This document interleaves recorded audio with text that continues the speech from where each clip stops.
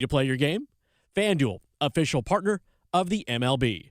21 plus and present in North Carolina. Opt-in required. Rewards are non-withdrawable. Restrictions apply, including bonus and token expiration, leg requirements, and max wager amount. See terms at sportsbook.fanduel.com. Gambling problem? Call 877-718-5543 or visit morethanagame.nc.gov. In World War I, American fighter pilots covering a plane's rear position coined the phrase, "I've got your six," to mean I've got your back. Through their service, veterans have our backs. Now we should have theirs. Learn more at gotyoursix.org using the number 6. This hour of the Triangle Sports Leader is powered by Ritchie Law Firm, injury lawyers. Ritchie Law is on top of it. Go to ritchielaw.com. That's ritchielaw.com. They score! WCMC-FM HD1 Holly Springs.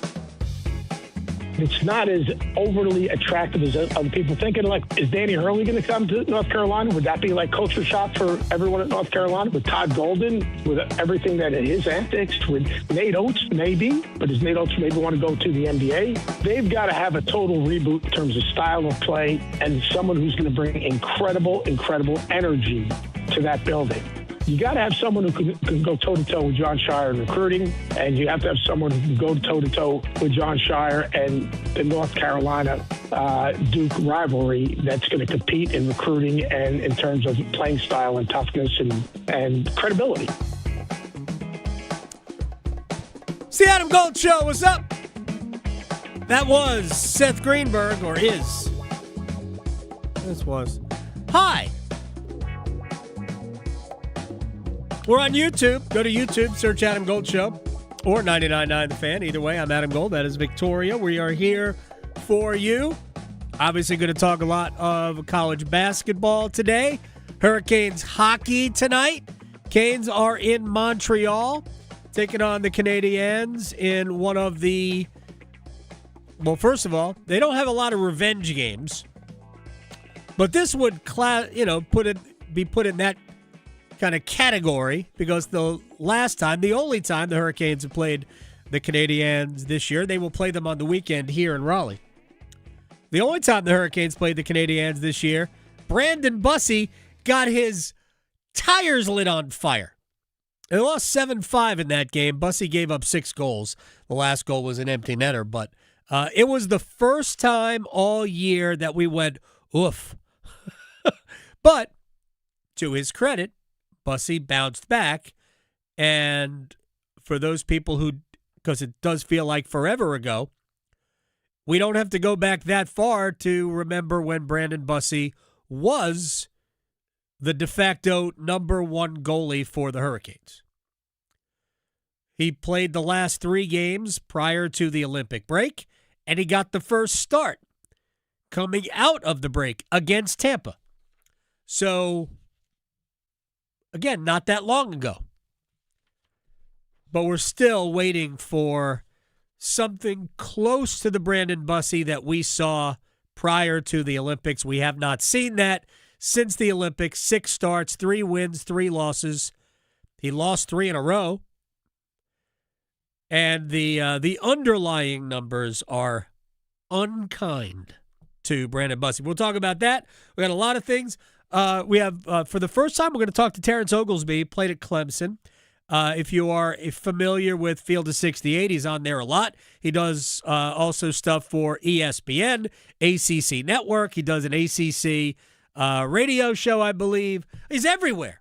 He's one of those people who just cannot stop talking about hoops, so we're going to talk to Terrence Oglesby. Chip Patterson is making an early appearance. It's not necessarily Wednesday, but it is a day that we're going to talk to Chip Patterson. And I'm excited for that always. Will Palaszczuk is going to join us. I told you that I went to see Charlotte FC over the weekend. Yeah. Had a blast. So we're going to talk a little bit about that. But also, the Charlotte Hornets are 17-point favorites tonight. I just want people to process the Hornets being favored by 17 points over a professional basketball team. What world do we live in that the Hornets are favored by that much?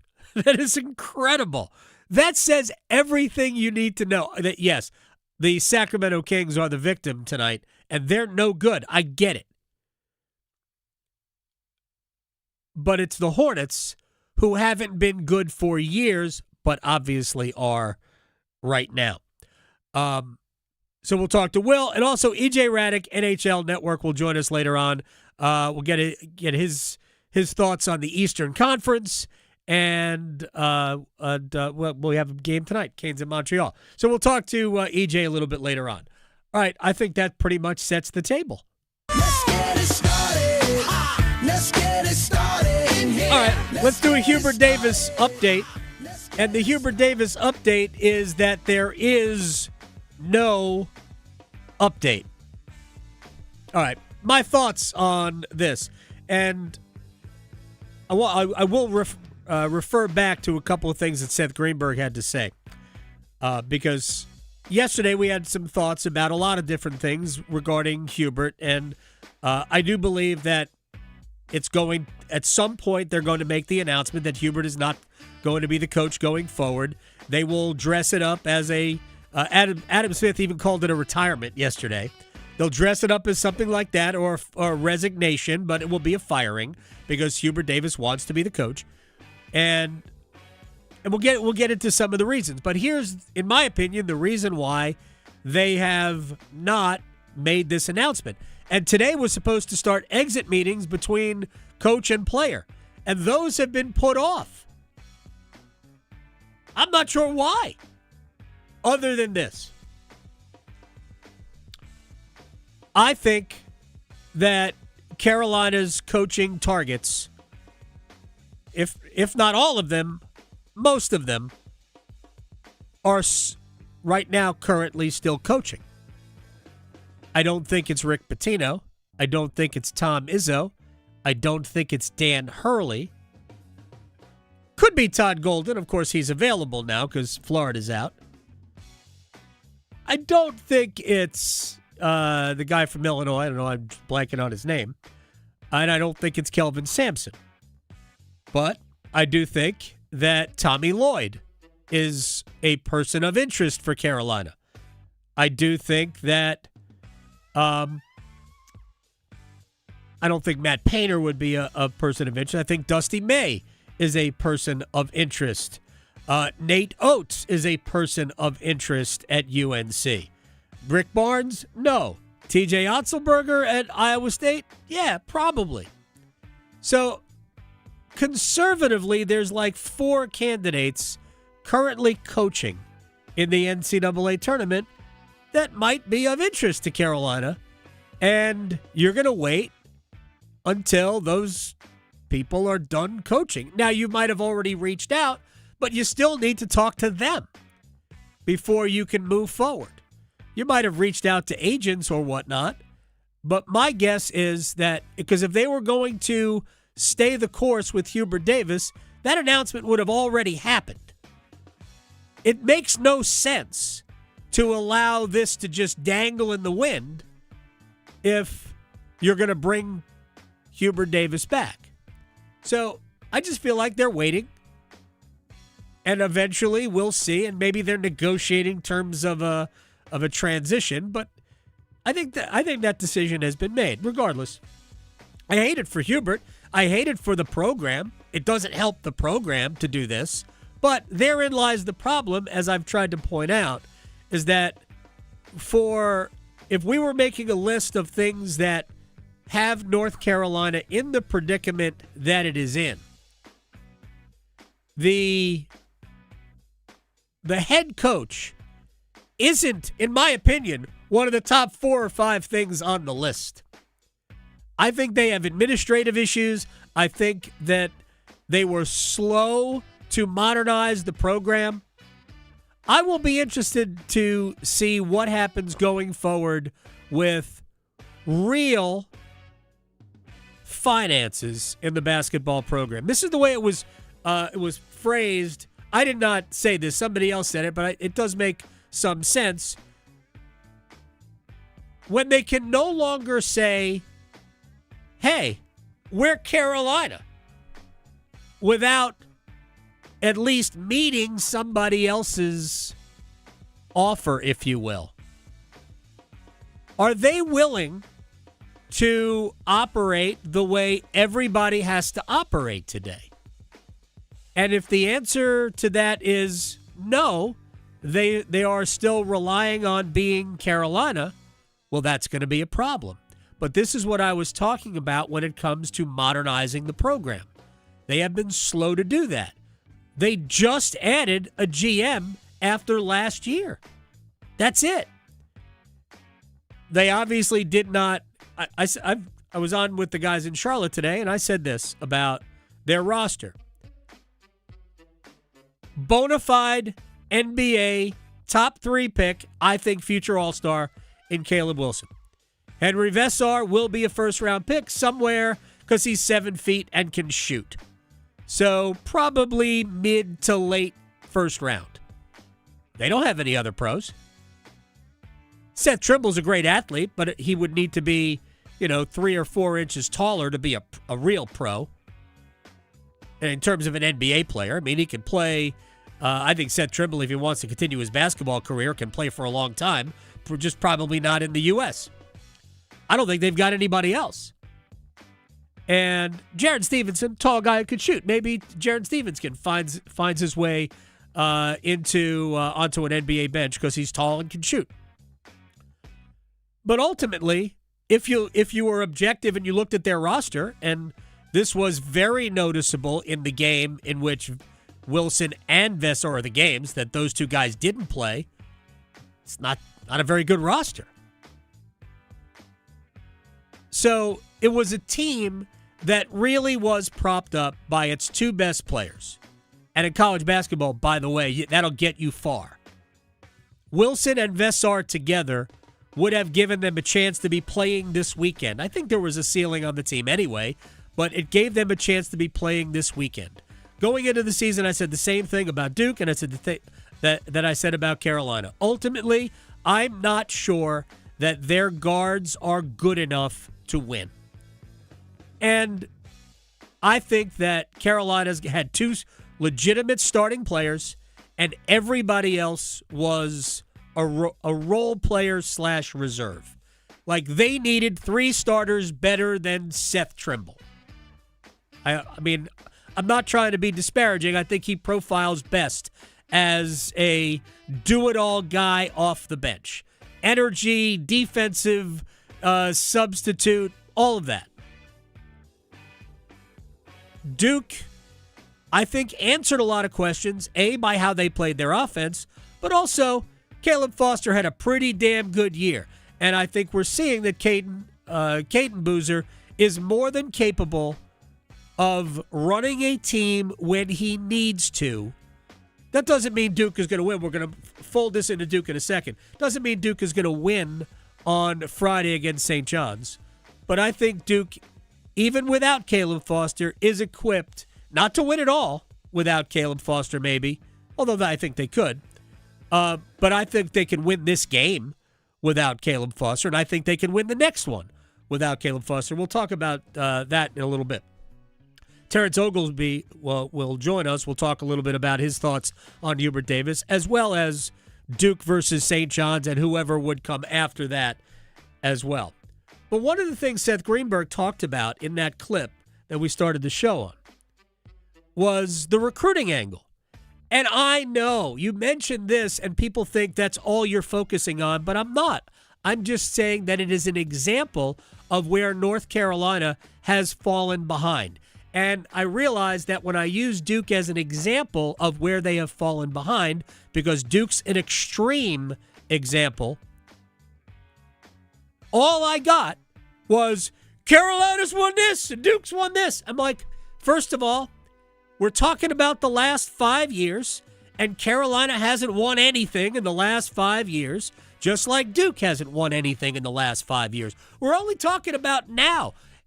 College basketball, prior to the transfer portal and NIL being a thing, might as well not even exist, because nothing that happened then pertains to now. But you can't convince anybody that all of those things that happened in the past don't matter. I'm telling you, they don't matter. You You are free to not believe me and be wrong. But everything that happened prior to NIL and the portal being the way of the world doesn't matter. Everything has changed. My point was, it's been a while since Carolina has recruited at a very high level. They have recruited below the level that North Carolina recruited at forever. When North Carolina, if they wanted a player, they got the player. Now, some of that is by choice. Roy didn't want some of the guys who were clearly going to leave after a year. Roy preferred to recruit guys, not bad players at all, but players that would stick with the program. They had their one and dones for real, but they weren't the upper crust of the one and dones. And by the way, we never answered the question yesterday. Since Marvin Williams was taken second overall in 2005, how many top 5 freshmen did Duke lose to the NBA draft in that span? The answer, 11. 11. Carolina, 0. That is just an example of the difference in recruiting between the two schools who generally recruit at the same level, who historically have recruited at the same level. I would argue Carolina recruited better. 11 for Duke. 5 of them went first overall, and in 2 years, Duke had 2 top 5 picks. Last year, and the Zion R.J. Barrett. 1-3. So that was just, I was not saying that it led to like one being better than the other. I was just simply pointing out, and because I used Duke as an example, I could have used, I'd have to do the research, but I'm sure that Arizona, there are a lot of schools that would be ahead of Carolina on that list. Kansas. Like, all of these schools have just recruited at a higher level, and that shouldn't be the case for UNC. That was the whole point. All right, let me move over to Duke, and we're going to start the discussion about Duke with our friend Jay Williams. All right, so we had Jay saying that North Carolina right now is not a top 5 job. He was using a lot of it was current results, which does have merit, although I still think it's the number 1 job in college basketball for a head coach, which is why I think you will see Carolina's next coach come from another major program, which I'm not sure would happen with any program. I'm not joking. I don't know that, like, if Kansas is looking for a coach, well, I shouldn't say they are, very likely could be. It's not that they want to get rid of Bill Self. It's that Bill Self, in terms of health, might not be willing to do it without feeling better. He has not felt well in 2 years. So we'll see. If Kansas opens, maybe Kansas is in the exact same, just maybe a tick below UNC, but I think UNC would be ahead of Kansas in the coaching as long as the administration puts a good foot forward, because I think that's an issue. Anyway, so that was Jay yesterday. We got a new one from Jay Williams today when he was on First Take with Stephen A. Smith, and I've seen the odds to win the national championship. Right now, Michigan's odds are the best at essentially 3-1, right? 3-1. It's a little bit less than that. So like 2.8 to 1. What is that? 38%, something like that. Anyway, here's who Jay Williams believes has a great chance to win the national championship. When I hear you talk about the Knicks, during the postseason run. I see the stress in your face, and I see the turbulence, the volatility throughout the entire year, the conversation. Where are they now? What's going on with the Boston Celtics? Yeah. I know how you feel. I know how you feel right now. I don't know how I feel about this game coming up. I am nervous. I know it's my job to be objective. I know it's my job to tell you the truth. I mean, I give St. John's a 50% chance of winning this whole thing. I do. 50% to win the NCAA tournament? Is that what you just said? A? Yeah, that's what I just said. I'm looking at, all right, Duke is a crazy game. Can they beat Duke? Would you be surprised if St. John's beat Duke? At this point, no. No. All right, so Patrick Gamba, down 2 starters. He comes back. Not sure he finds his win. I think Duke is probably favored, but they can win that game. If they see UConn or Michigan State, they beat UConn twice already. Yeah. Twice. Now, that would be a bloodbath. I would love to see that game if it were to happen. Dan Hurley, Rick Pitino, but they've proven they could beat UConn already. All right, first of all, a 50% chance for St. John's to win the NCAA tournament right now would basically be a 100% chance of beating Duke. I love you. Everybody knows I am Team Jay Williams. He's been on this show probably 50 times. I have conversations with Jay well beyond being on the radio. We talk about life and family and all of that stuff. I don't know, maybe oxen. Touch grass, man. 50% chance. I've taken probability and statistics. Yeah. Not good. It ain't 50% to win it all. So, I mean, unless you're handing them this game. And if it is a walkover, by all means, I encourage everybody to, because at plus 235 right now, and you probably have to get on it now because if they're a walk to beat Duke, that number will go down. But at plus 235, you know, if you're smart, if you want to be aggressive, you can handle college fund right now. We just double your money, whatever your college fund is. I mean, I think we're pretty much covered with Jack for whatever college. Within reason. Yeah. I mean, staying local. I mean, we're not sending him to Princeton. Out of state. Woof. Probably not. But no, if I know that Duke's going to lose, then we could double that. I'm sure the app will handle it. So I personally think Duke's beating St. John's, but that's another story altogether. Doesn't matter what I think. But it does illustrate a point to me. And I do think that Jay kind of forecast where he is emotionally is that he's nervous about the game. You should be nervous about any game. Any game. Because when you get to the Sweet 16, I don't care who it is, you can be beat in the Sweet 16. I don't care who the opponent is. Loyola of Chicago made it to the Final Four.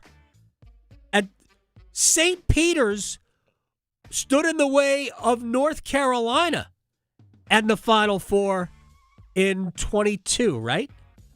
St. Peter's, which is a giant high school in New Jersey. Yeah. That was, I think, the first year we could legally gamble, too, I believe. Was it? I think that was when it first I think it was came before. I think it was before legal. Was it before? Yeah, I think it was before. It was right before then. I think what a missed we opportunity. could first gamble was it. I think it was spring of 24. Could be. Yeah. It's time. What is time? I mean, I could be wrong. I have no idea what time it is. So anybody can beat you in the Sweet 16. They have gotten here for a reason. So, yes, Duke could lose to St. John's. Personally, I was talking about this with a good friend who I think knows the game. I think if I'm Duke, A, beat St. John's, B, root for Connecticut over Michigan State. I think the Spartans are more of a problem than the Huskies. I absolutely believe that. I don't know how you deal with Cohen Carr. I don't know how you deal with that dude. So they're really good. I think Michigan State has been super impressive. Yeah, I know Duke won by a lot. I guess it was up in East Lansing, but my gosh, I think they are awesome. That to me would be a tougher game than UConn. They're all going to be tough games though, so it doesn't really matter. So, yeah, I think Jay's just nervous because he feels like, we could lose. Yeah. All right. We're going to talk to Terrence Oglesby on the other side, but very quickly, let me spend a minute on what we're going to see tonight. Brandon Bussey back in net for the Hurricanes as they take on the Montreal Canadiens. Montreal is really good. I think when you look at their team top to bottom, here's what I see. I see a ton of offense. I see good size. I see some chippy play. These things all play in the playoffs. What we don't necessarily know is, will Montreal have good enough goaltending? What did I just describe? So, and I think the rookie Fowler is going to play tonight. I think. I'm not 100% sure. They were leaning towards that. I have not seen if Montreal skated or not. So, Montreal is good. They are fast, and they can score. This is a great test for Brandon Bussey. The Hurricanes must get Bussey back to a level where they can absolutely hand him the crease in a playoff game and say, go win us a game. Right? They never ask their goalies to do that much because if Carolina's playing their game, the goalie shouldn't face a ton of shots. But you've got to stop enough of the ones that you do see. Of late, not really for Brandon. Freddie has done that. They just need Brandon to level his game up a little bit. And then Carolina can go into the playoffs with two goalies that they 100% believe in. Right now, they believe in Brandon Bussey, but they really believe more in what Brandon Bussey was before the Olympics. And that's going to have to change. All right, we'll take a break. Terrence Oglesby will come back on the other side. Field of 68, ESPN, former Clemson Tiger. He will join us next. His Zamboni is bigger than yours. The Adam Gold Show on the North Carolina Sports Network. Listen every afternoon for The Drive with Tim Donnelly. There's an overlap in the middle of a professional athlete's career where their body is still young enough to keep up with everything physical, yet their experience is enough that their mind feels like they've seen everything 3 times. After the Olympics, that's Sebastian Aho. He led Finland to the bronze medal. He's young enough. Now is the time for him to be and stay in his prime. The Drive with Tim Donnelly, 3 to 6 on 99.9 The Fan. Dennis Cox here for my friends over at Law Tigers. When the weather warms up, you're going to see a lot of motorcycles out there on the road, including myself. And if you're injured in a motorcycle accident, contact Law Tigers at 1-800-LAW-TIGERS even before you get in touch with the insurance company. Law Tigers understands what your bike and your gear are worth, and they understand what it's like to go through an accident. Your case evaluation is always free, and they don't get paid a dime until your case settles. Call 1-800-LAW-TIGERS, North Carolina's motorcycle injury lawyers. Law Tigers is a network of independent law firms who are members of the American Association of Motorcycle Injury Lawyers. Law Tigers is not a law firm. Taxes was feeling so stuck. Sitting in traffic, squeezing into a parking spot, all to squeeze in getting tax help during your lunch break. Now Taxes is a TurboTax expert who does your taxes for you, while you go about your day getting real-time notifications about their progress and the most money back guaranteed. Now this is Taxes. Intuit TurboTax. See guarantee details at TurboTax.com/guarantees. Only available with TurboTax experts. Real-time updates only in iOS mobile app. Adam Gold here from my friends at FanDuel, America's #1 sportsbook. This baseball season, FanDuel is letting you choose your own reward for opening week. Betting customization that transforms how you experience the game. We love it. Create your own wager. Make your choice, and the reward will be ready to use on your next MLB bet. FanDuel, home of the home run. FanDuel, play your game. FanDuel.com/local to choose your reward for Major League Baseball's opening week. Play ball. 21 and over and present in North Carolina. Opt-in required. Rewards are non-withdrawable. Restrictions apply, including bonus and token expiration, leg requirements, and maximum wager amount. See terms at sportsbook.fanduel.com. Gambling problem? Call 877-718-5543 or visit morethanagame.nc.gov. It's bow time. Finally, lunchtime. I'm starving. What's that? This is the Bojangler from Bojangles. Ooh, with the same bold flavor as their chicken? The same. And fries. The same. Huh. Well, I've got a PB&J. Yeah, that's not the same. A crispy fish fillet dusted in Bo's famous seasoning. With cheese and tartar sauce on a fluffy bun, the Bojangler's back. Hook one while you can. It's bow time. There's bow time, and then there's Bojangler time. You heard right. The Bojangler fish fillet sandwich is back for limited time at participating Bojangles. A light, flaky, perfectly seasoned fish fillet with lettuce, cheese, and tartar sauce tucked inside a bun. Make it a combo and add Bojangles seasoned fries and legendary iced tea. Hungry for Bojangles but in the mood for something different? Then it's Bojangler time. Wesley Financial Group is not a law firm, and Chuck McDowell definitely not an attorney. This is Chuck. If someone talked you into buying something really silly and you want to get out of that silly little thing, my advice, get the facts. Call me and I'll send you our timeshare exit kit absolutely free. Inside, you'll learn how timeshare works and all your options for cancellation. Call Wesley now for your free exit info kit. 800-979-1441. That's 800-979-1441. One Adam. Gold. One Adam. Gold. I told Jack in the car, you know what the word of the year is? He goes, what? I said it's 6-7. He just laughed. I know. It just means nothing, and that's fantastic that it's now the word of the year. What a country. Can we bring back cool story, bro? That way, us millennials can be like, yeah, cool story, bro. I would love The Adam Gold Show.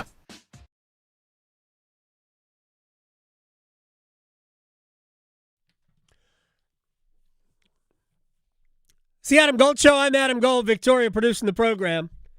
I remember watching Terrence Oglesby terrorize ACC teams while at Clemson, and I feel old because it feels like he's also been in the media for a while. But here he is from Field to 68, ACC Network, ESPN, radio, podcast, everywhere. Terrence Oglesby joins us on the Adam Gold Show. How are you, sir? I'm doing well. How you guys doing? Doing all right. I saw your video that you did from the rental car yesterday. And look, I texted you right after that, and I won't tell the rental car company that you were doing a video while driving their rental car. Just like I hope you'll keep the fact that I texted you while I was driving out of the conversation. You had thoughts on Hubert Davis and where Carolina should go. First of all, just your thoughts on Hubert Davis, the coach, and the job that he did in 5 years at UNC.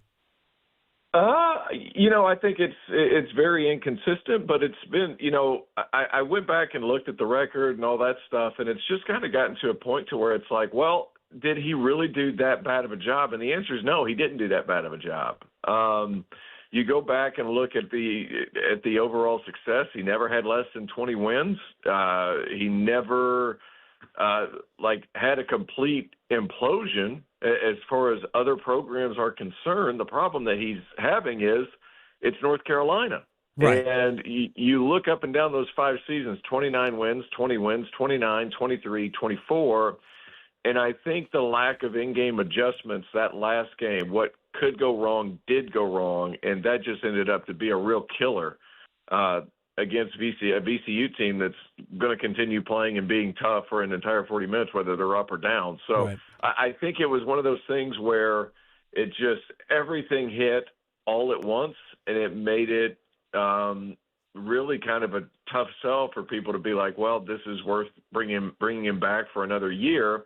Now, I say all that to say this. I don't know that a decision's been made yet. So right. They're kind of hanging us out to dry a little bit. Yeah, and I think they're doing that. Look, I have my own opinions on what they're doing. I think if the decision had been made to keep him for another year. I think we would know that by now. There's no reason, if the decision is to bring Hubert Davis back for year 6, it doesn't do anybody any good for that decision to not be made public. I mean, it's not like they just lost yesterday. Thursday is a long time ago now when you're making these types of decisions. The going, thought was, well, they're giving the women their day because the women advanced to the Sweet 16 on Sunday. And then, for first day of football practices, I guess today, spring ball. I don't think anything like that is the case. I think they're just waiting to see who they're going to interview, because I think a lot of their candidates are still coaching teams, which does make at least some sense. But to me, they've made their decision. How it's gonna be presented is another story altogether. I agree with you. If Terrence Oglesby is joining us here, also Charlotte Hornets analyst. He's everywhere. I can ask you a question about them too. If Caleb Wilson doesn't get hurt and they win their first ACC tournament game and get to the second week of the NCAA tournament, are we having this conversation? No, we're not having this conversation. Right, which makes the whole thing weird. Yeah. that's kind of the other part of this whole ordeal. Like, did he do that bad? And I do think, it's an accumulation of little things as opposed to one big thing, and why the fan base is so upset with all this. That's kind of where it's at. And you talk about, well, maybe they're waiting to see who they're going to interview. Maybe they're waiting for the women to have their day. It might be that, or it might be the fact that the brass at North Carolina are like, hey, Hubert, we want this to go over well. Do you mind stepping down? And maybe Hubert's not being all that happy about it. Right. As opposed to us just thinking, well, they're just trying to be nice and give everybody else their due. There could be an element of Hubert says, I'm the guy. I've done well. I had Caleb Wilson go down, and you're going to let me go? Yeah. There's an element of that, too. So, that's the hard part about this whole ordeal. I do think it's a little bit weird that a decision's not just being made immediately, just because sometimes it's best just to rip the Band-Aid off. Yes. But it doesn't seem like that's the case here. Yeah, and I mean, who knows what's going on behind the scenes? I do know this, and you might know better than I do. Seems to me that North Carolina has had a rough time modernizing the basketball program in the age of NIL and the transfer portal. They've used the portal fairly well, but I don't know that they have really maximized who they are through name, image, and likeness. And whether they I would argue to the contrary. Okay. I think they're doing. I think they're bringing in plenty of players. I mean, look at their starting lineup. It was filled to the brim with guys that could play, and they all were paid handsomely. My thing is, if you're going to continue going within the Carolina family, the Carolina offensive philosophies and defensive philosophies haven't necessarily evolved to the current times that basketball's at. And what I mean by that is whenever I played against Carolina, they would get up in the passing lanes and really put pressure on the ball and do all these things. Well, if you're putting pressure on the passing lanes, you couldn't go backdoor back in 2009 because Tyler Hansbrough and Deion Thompson were back there. Now everybody's playing 5-out offenses. There's nobody back there if you go backdoor. So you're getting a lot of layups. So you're limiting what you can do defensively by getting up and playing in the passing lanes and trying to create steals and havoc. That's not how you can win right now. And I think you've seen a big adjustment in what Duke has done over the past year. You've seen a big adjustment in how college basketball is played. Like, ball pressure is still a thing, but people are now in the gaps as opposed to up the line. And what I mean by that, up the line means denying passes. Mm-hmm. Playing in the gaps means keeping people away from the rim. People are much more in line to keeping people away from the rim because you have to collectively protect the basket because all the big men are pulled out now in modern offenses. So it's a very different dynamic in how the game is played now as opposed to it was 15 years ago. And if you're going to stay in the family, I would argue that John Shire did a great job of this, of bringing Mike Schrodge back into the fold, somebody different that hasn't been a Duke guy. Carolina's filled with Carolina people. Yep. And they've never been I'm sure some of them have, but the majority of them haven't run any other offenses. That's the way to do it. It's a bit antiquated. No, it's interesting. Actually, John Shire, in terms of his Duke hires, other than the guy who basically nominated him for the position, Chris Carrawell, who's the top assistant, he has not hired another Duke guy. Jay Lucas he brings in. The two guys that he brought in most recently, one is going back to Belmont, and the other has been mentioned as a top candidate elsewhere. And you mentioned Mike Schrage, who's sort of local, but still he has not been he was not a Duke guy. It is interesting that he has moved away from the Duke pipeline. Mike Krzyzewski never hired anybody that wasn't a former Duke point guard, basically. Right. Everybody on the staff. So it is interesting that Shire has already had started to move away from the program. Let me ask you about the Blue Devils. I was just listening to a clip from Jay Williams on First Take, and he's very nervous about the St. John's game to the point where he gives St. John's a 50% chance to win it all, not just Friday. Your thoughts on Duke versus St. John's, Terrence? It all comes down to, can you handle pressure? I think this is a game that it really helps that you have Cam Boozer at your 4 and 5, because then you can get out and use him as a point guard. That's what Duke's done throughout the course of the season anyway. Yep. They've had him as a primary decision maker, not just out of the post, but bringing the basketball up. I will say it's going to be a battle of pace. If you don't have many live ball turnovers against St. John's, I don't know that St. John's can score with a pencil. Like you look what they've done against Kansas. I mean, that was a slog, and neither team could really score. And I think there's an element of this that where people are like, well, St. John's has a great defense. They turn you over. Duke has the best defense in college basketball. Yeah. From an efficiency perspective. Like, why haven't we talked about Duke's defense at all? Like, they've been awesome, and they've been solid to where St. John's is very much relying on that game getting helter-skelter, where Duke has a lot of different guys that can bring the ball to the floor. Now, do they have this traditional point guard not named Caden Boozer? I would say no. But, like, that guy's not going to turn it over. He's not going to wow you and do anything crazy, but Caden's going to get up there and he's going to get you into your offense. It comes down to, can you handle pressure against St. John's? Some people are nervous. I tend to go the other direction there. I'm with you. The way it's been explained to me is that St. John's wants to win a rock fight, and I get it. But I watched Duke, Michigan in D.C. about, 4 weeks ago, and that was a high-level rock fight. It was not pretty basketball. It was a grind both ways, and Duke prevailed against, at the time, the best team in the country. Not only that, but the best rebounding team in the country, and Duke out-rebounded them.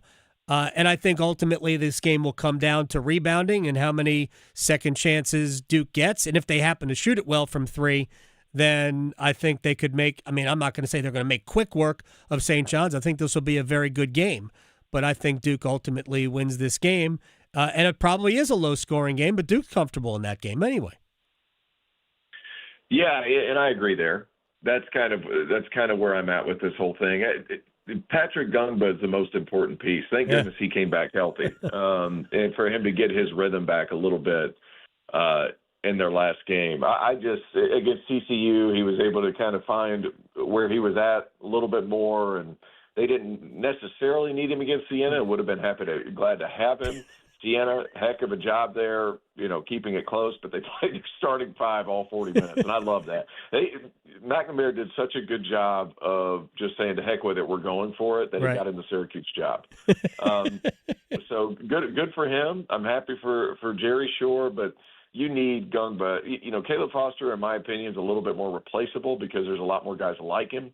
There's nobody on Duke's roster in the same vein as Gungba. Not to mention that the front court depth, if he goes down, is not as, easily replaceable as the guard spots are. It's not there.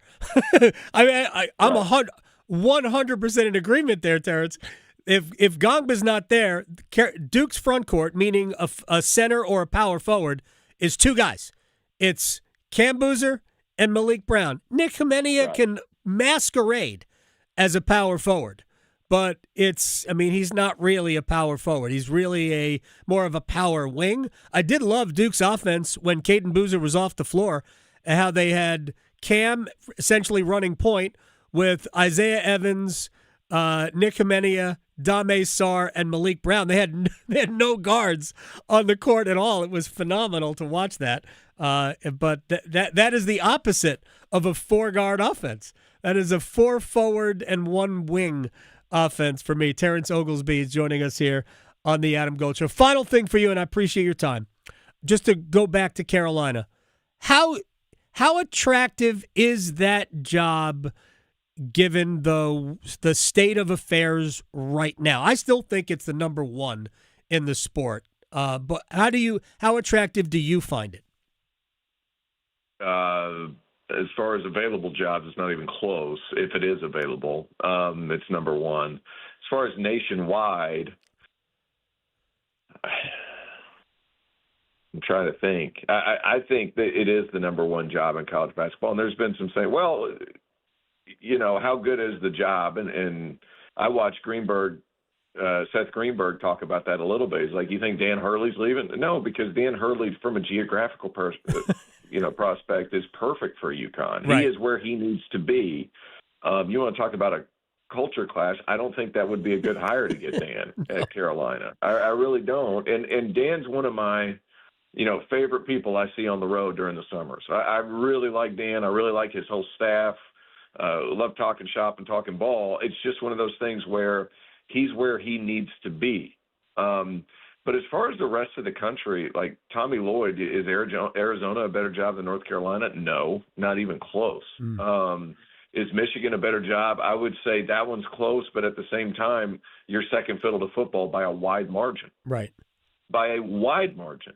I would throw Duke in the mix, but I don't know. John's going to have that for the next 30 years if he wants it.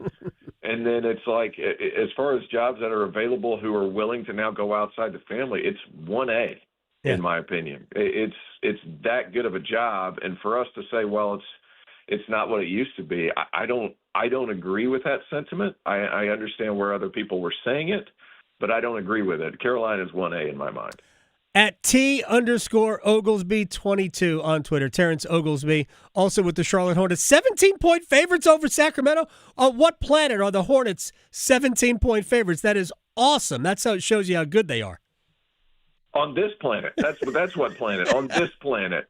And thank goodness, man. I've had some games this year that ended up in some over the past 2 years, rather, that you earn your tickets to go back to games this year, and I was there for every one of them over the last couple of seasons. But happy for them. Jeff Peterson and those guys have done a great job of building towards the future while also keeping an eye on what's happening right now. What a pick with Conca Nipple, who I thought was going to be good. I didn't know he'd be this good. And then LaMelo's actually doing winning things. I'm fired up. I bet you are. Fired up. I bet you are. Hey, thank you very much. I appreciate your time. Absolutely. You got it. Terrence Oglesby here on the Adam Gold Show. Questions and answers next. Delivering more hits than the Canes forecheck. He scores! The Adam Gold Show on the North Carolina Sports Network. This April, during Line Worker Appreciation Days, we celebrate our hometown heroes, the public power line workers who keep our communities powered and connected. From powering homes and businesses to restoring service after storms, public power line workers show up every day, rain or shine, to keep the lights on in the communities they serve. Join us in saying thank you to these dedicated, skilled professionals by visiting electricities.com/thank-a-line-worker. Are you ready to make a difference? Become Mental Health First Aid certified with the Governor's Institute. This free one-day training will give you the skills to recognize, understand, and respond to mental health and substance use challenges. Whether you're a friend, coworker, or caregiver, you can be the support someone needs. The training is available in person or online and is open to everyone. No experience required. Take the first step today. Visit milvetacademy.org to learn more. You know the only feeling sweeter than opening a college acceptance letter? knowing that you'll be able to pay for tuition however far you go. The first step? Completing the free application for federal student aid, or the FAFSA for short. Find out how much money for college you qualify for. Grants, scholarships, and other opportunities are waiting. How far can you go? Find out at cfnc.org/FAFSA 101. The North Carolina Healthcare Association invites you to listen to this month's podcast, Conversations on the State of Healthcare. This month, we delve into patient-centered policy and how it aligns with actual patient care. My guests are from Novant Health, Elizabeth Outen. She leads the Novant Health Center for Public Policy Solutions, and Dr. Sid Fletcher is the steering committee physician chair. The clinicians, they're focused on the patient, the person that's in front of them as their primary part of the mission. They're not having to think about policy and other things in the background that can be distractions towards the clinical work. It is enabling clinicians to care for our patients in the way that they were trained to do. They are the experts. They're dealing with exactly these challenges you're highlighting every single day, plus the medical knowledge that they have, and the policy needs to follow that. You can learn more and join our latest conversations on the state of healthcare wherever you listen to your favorite podcast, and find out more by visiting nchealthcare.org.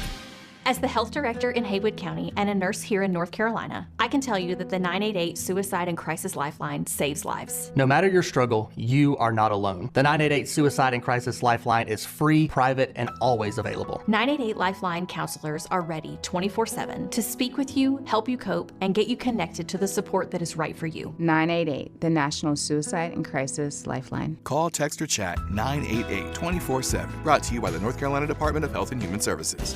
Have you ever considered a career as a public power line worker? Public power line workers use a variety of specialized skills to build and maintain a locally owned and operated electric system. As a public power line worker, you can expect a career that allows you to work close to home, a safety record superior to other energy providers, and training and apprenticeship opportunities. Learn more about public power and careers in public power at electricities.com. From the food we eat to the clothes we wear, agriculture touches every corner of our daily lives. I'm Lee Ivey, director of the Agricultural Institute at NC State University. With the world's population growing, we need people equipped and trained to meet the needs of our future. In our program, we rise to meet that challenge every day, and our students are engaged and invested. Invest in yourself and learn more about our program online by searching NC State Ag Institute. Deadline for fall enrollment is June 1st. 2 years, 1 degree, endless possibilities. Millions of kids are living with hunger. This is something we can't ignore. When kids get healthy meals, they have greater focus, more energy, and higher grades. Go to helpnokidhungry.org. One Adam. Gold. One Adam. Gold.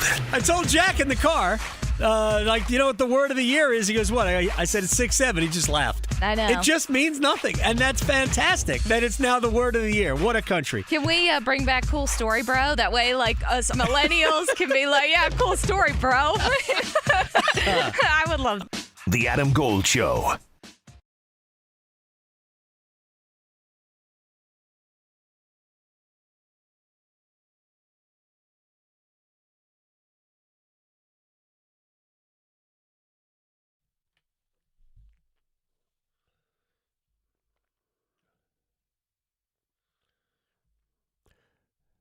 It's the Adam Gold Show. I'm Adam Gold, Victoria producing the program. You can go to the YouTube chat, YouTube, and search Adam Gold Show or 99.9 The Fan. You can watch the show on YouTube, and that is a great way to contribute to this segment of One-Timers.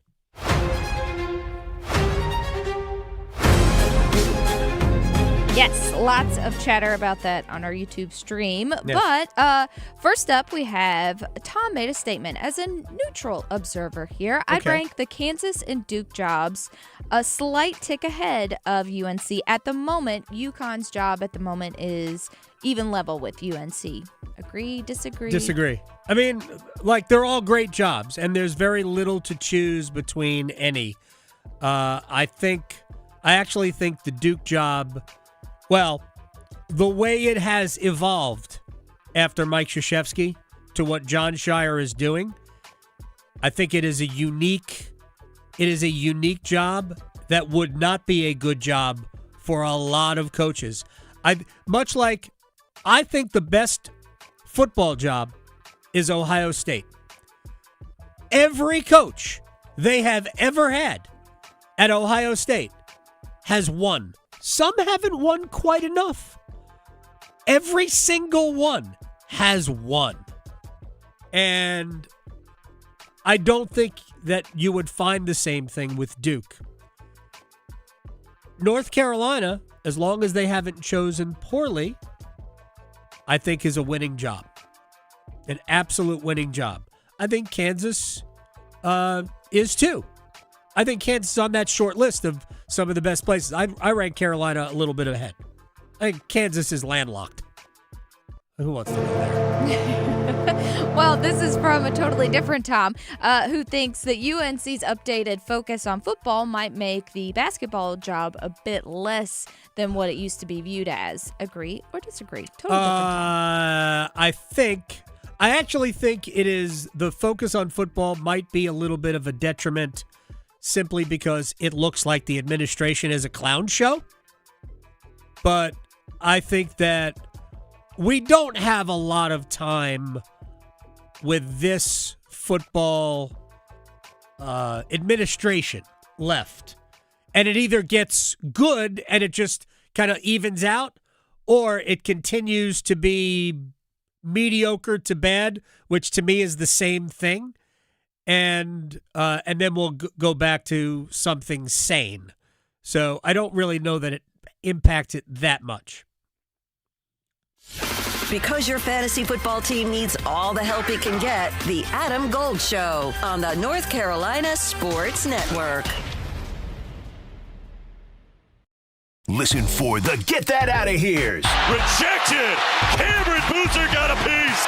Get that out of there! The deep looks from downtown. McNeil walks up a three and connects left corner. Did he just do that? McNeil fires a three, got it far corner, falling down, it's a 2-point game. The road to Indianapolis runs through 99.9. The Fan, driven by Fast Park and Relax, Chapel Hill Tire and Roof Works. You know that feeling? That confident, swaggerific feeling that says, look at me, world, I know stuff. Own that feeling with PlaySmart, a fun new go-to resource from the North Carolina Education Lottery. With PlaySmart, get to know the odds, learn tips, set limits and budgets, and make the most of your play. Awesome feeling, right? Right. Play smart, the way smart players play. Visit ncplaysmart.com. Must be 18 to play. Problem gambling helpline 877-718-5543. Ramsey's knows what it takes to be a champion for Carolina and what it takes to support the herd. Be like Ramsey's today on Give UNC. Champion your favorite cause. Support your herd. Give today at giveunc.unc.edu. We're here with Kevin from Fairway Green. Kevin, what should homeowners be doing with their lawns right now? Yes, it's warming up nicely. Now's your last chance to control that summer crabgrass. And of course, the proper fertilizer, especially if you have a warm season lawn, now's the time to do the right fertilizer for that. And of course, broadleaf weeds, they never stop. Great time to control them. And we use all the latest EPA tested and approved products on your lawn by licensed technicians. Nothing beats a Fairway Green lawn. Request a free estimate at fairwaygreen.com or call 919-578-8955. All of us have a role to play in promoting a mental health friendly workplace. So what can I do to help? As a CEO, I can set the tone for a supportive culture. As a manager, I can offer assistance and accommodations. As a coworker, I can be a source of support. As someone with a mental health condition, I can ask for what I need to perform my best. What can I do? What can I do? I can remind others that none of us are alone. And that we all benefit from workplaces that promote good mental health. Learn more at whatcanyoudocampaign.org.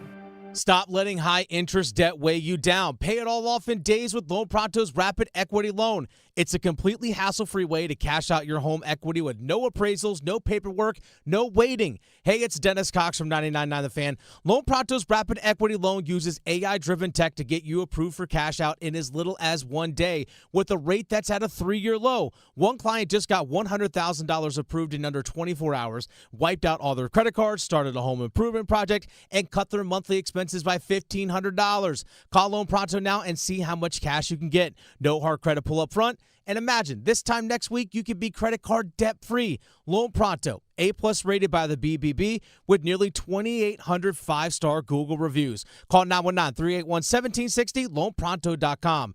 919-381-1760, loanpronto.com. Equal housing lender, NMLS 1661781, on approved credit. Visit NMLSconsumeraccess.org. Jackson Hewitt has a great tax prep deal, $149 or less. Missing out is like ignoring the check engine light in your car. You'll regret it. Seriously, the price is only $149 or less, no matter how complicated. So don't wait. Like when you get a password expires today alert, or you're shopping online and there's only one item left. It's like your taxes are in the cart. Just complete the purchase. Hurry! This deal for $149 or less is like your phone at 1%. It's about to power down. Limited time offer for new clients on federal returns. Participating locations only. Terms at jacksonhewitt.com/149. This hour of the Triangle Sports Leader is powered by Ritchie Law Firm, Injury Lawyers. Ritchie Law is on top of it. Go to ritchielaw.com. That's ritchielaw.com. Broadcasting live from the Lenovo Studios. WCMC HD1 Holly Springs. 99.9 The Fan. The Triangle Sports Leader. Stahl wins it, and the important thing you need in overtime, puck possession. He used his skate to win that draw. Aho with it now. Aho circling, back for Jarvis. Slavin's going to go for a change. Out comes Nikishin. Got that bomb, and he scores! Game over! Alexander Nikishin's first overtime game winner, and the Canes take it 4-3. It's the Adam Gold Show. Adam Gold, Victoria producing the program. Canes in Montreal tonight. Talk about it a little bit here. Got a few things I want to get to. Chip Patterson will join us in 15 minutes. Normally we talk to Chip on Wednesdays, but for those of you people who only listen on Tuesdays, a treat. Chip Patterson will join us. We'll get the Chip Patterson juice ratings. We'll talk about coaching juice. We had a long, I thought last week's Wednesday chat with Chip was fantastic. Yeah. So we'll call us Jamba. Try to, yeah, exactly. Mm-hmm. Interesting. All the juice. We'll try to recreate that magic. Couple of quick things before we get into the Hurricanes, and I think Montreal is really good, and it's going to be a heck of a test tonight, especially for Brandon Bussey. We heard this yesterday. The possibility that Caleb Foster plays against St. John's on Friday. Keep in mind, it is now 16 days since he underwent surgery to repair a broken bone in his foot. I want you to process that for 1 second. Today is 16 days since then. What? Anyway, John Shire was on John Rothstein's, podcast, and he does make a very interesting movie reference. Well, not to reference Dumb and Dumber, but it's when he first got hurt. I felt there's more like 1 in a million. When thinking back on that. Since then, since he's gone hurt, Caleb, the way that he's worked, the chances have continued to increase. And I even think there's an outside chance maybe for Friday. I know in Caleb's mind, there was last Friday where he feels he could have done something, which he couldn't have. Yeah. But he's trying to do the impossible here and come back as soon as he can. And, I think this weekend, I don't think I can rule it out because of who he is and how he's been working. Okay. First of all, we talked about this briefly yesterday. Even if Caleb Foster is able to come back, it can't be for a lot. He's not going to play a lot of minutes. He's not going to be in any kind of rhythm. To me, Caleb Foster would be he would assume the role of, hey, Caden Boozer needs a rest for 2 minutes. Can you spell him for 2 minutes because you're more of a point guard than is Darren Harris. But I can't imagine that Caleb Foster would be in any kind of position to play a significant role on either end of the court. To me, he would be let us give this guy a rest. The other thing is that, I mean, they're obviously not going to put him on the court if he's at risk, any further risk of re-injuring the foot, because that just sets him back more. Here's a guy that, I mean, theoretically, if he didn't play this weekend, it does give you a little bit of a better chance to get him, and you got through it, to the following weekend. So, honestly, if he got 8 more days of rest, he stands a chance of at least maybe actually helping you. This case, it just seems to me like he's just give somebody a blow. That's really all that is. All right, so that's that. We're going to have a conversation with Chip Patterson about Duke, a big picture conversation about Duke, as well as all the other stuff that we'll talk about: coaching change, possibilities, who are good candidates, all those sort of things. But here's another thing: Dan Wolken, for now with Yahoo Sports. Last time we talked to Dan, he was with USA Today, but now with Yahoo Sports, is on the Yahoo Sports Daily with our old friend Jason Fitz. Remember, Jason used to be with ESPN. Yeah. Anyway, and he plays the violin too, right? Yes, he's he calls it a fiddle. Yeah. He does. Calls it a fiddle. He does. It's fine. I got no problem with it. To each their own. Yeah. I believe it's the same. Yeah. Right? It's ever how you want to dress it up or dress it down. So, yeah. So Dan Wolken throws out some names here, and I guess the show is called the Yahoo Sports Daily. Dan Wolken throws out some names as to who could replace Hubert Davis. Well, I think the person that they will and should initially target is Tommy Lloyd from Arizona. I don't know that they will be able to get him. I don't know if he wants to move out to the East Coast. He's been kind of a West Coast guy his entire coaching career.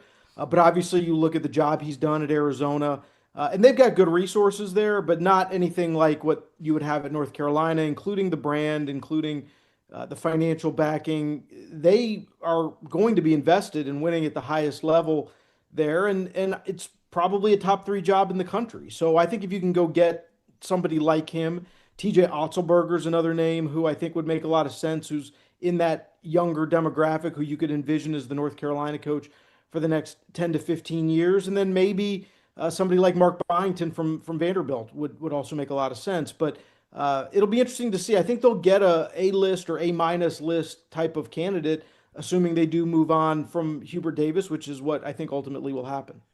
And I agree that it will happen, and I think Tommy Lloyd would be at the very top of the list, along with a Dusty May. I am curious, because he is not a personality, but Fred Hoiberg knows what he's doing. Just file that name away.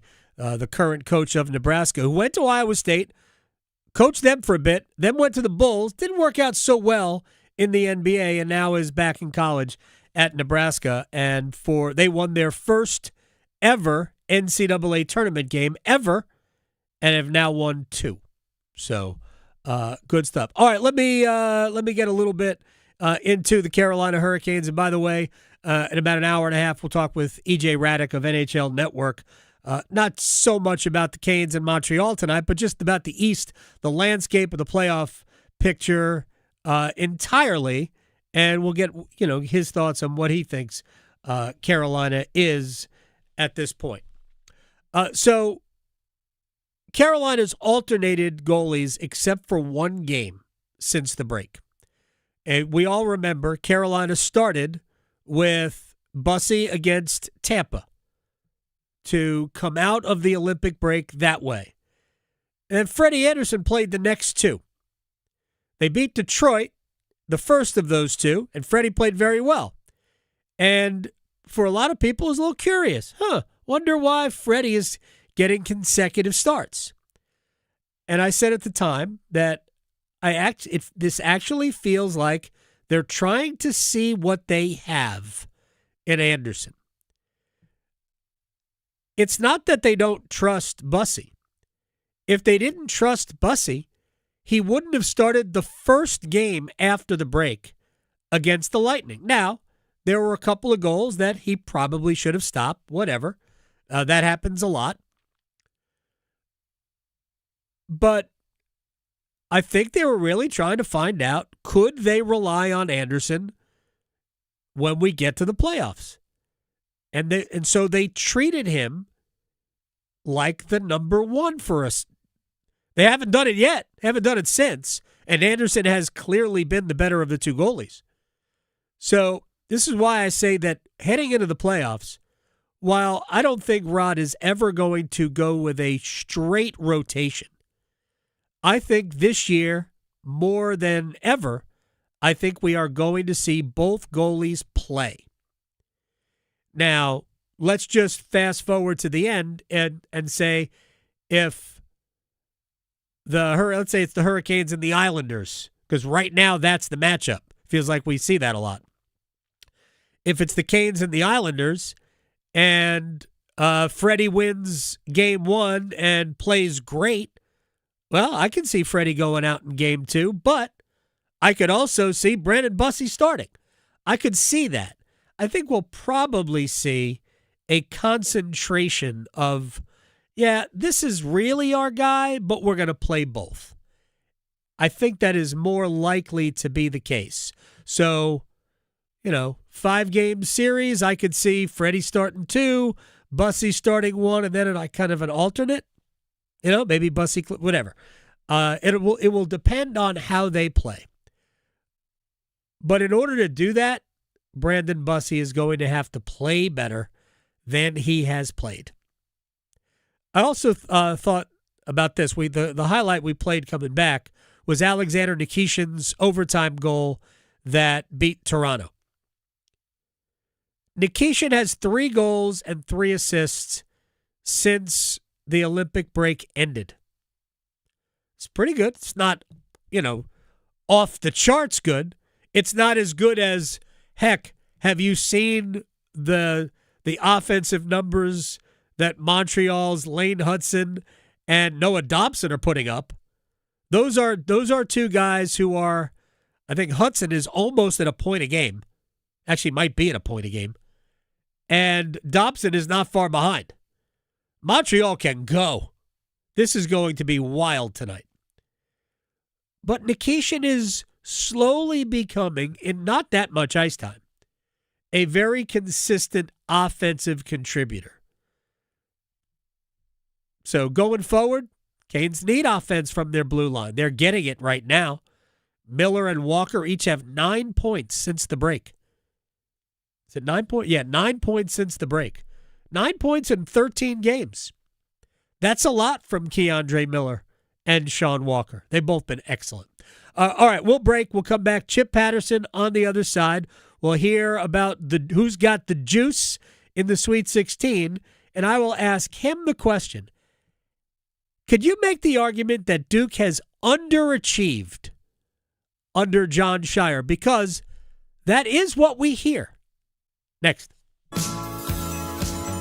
Asheville to Wilmington, Boone to Durham, The Adam Gold Show on the North Carolina Sports Network. Hey, Carolina Panthers fans, it's Dennis Cox from 99.9 The Fan. And me, Chris Lee from WRAL TV. We're in the offseason, but our podcast, Panthers Playbook, presented by Wake Orthopedics, rolls on. In every episode, we'll keep you up to date on Panthers news as the NFL Draft approaches. Insights on free agents and prospects. Plus all the insider info on who the Panthers want to pick at number 19. Follow and subscribe to Panthers Playbook wherever you discover your favorite podcasts or watch on YouTube.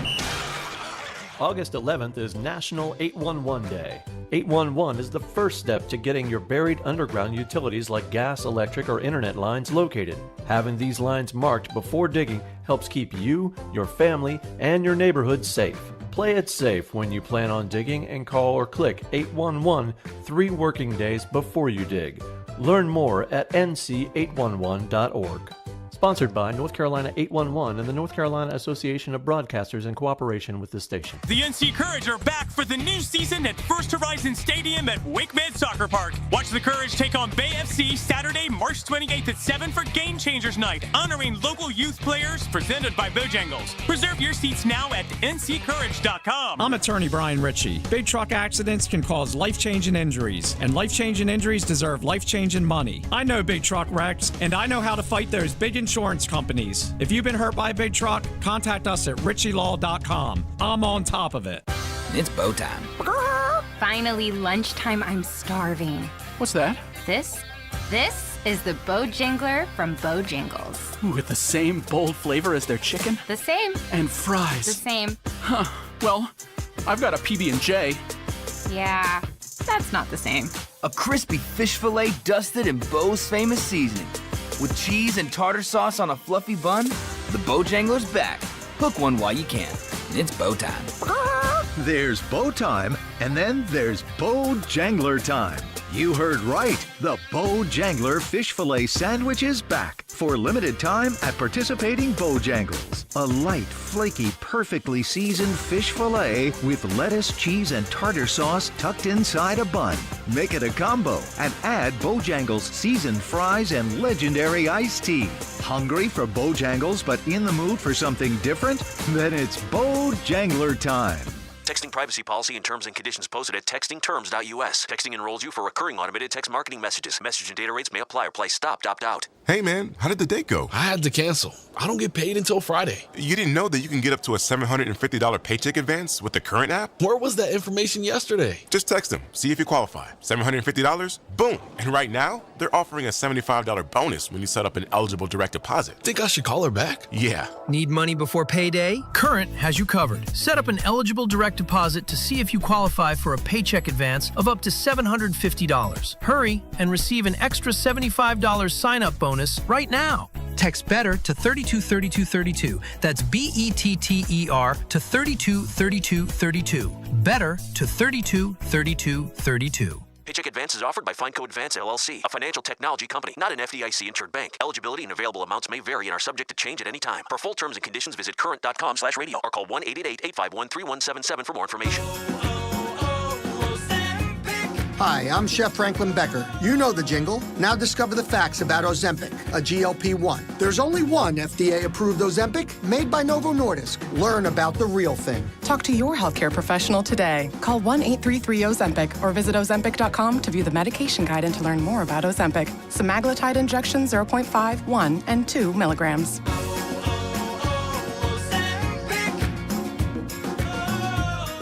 This is Adam Gold. So Mike Vrabel, the coach of the New England Patriots, they asked him about birthday cake, and he said there was only one cake qualified for his birthday cake. Oh. Yes. Okay. You want to guess what that is? Is it vanilla? No. Oh. Karen. I love him even more. The Adam Gold Show.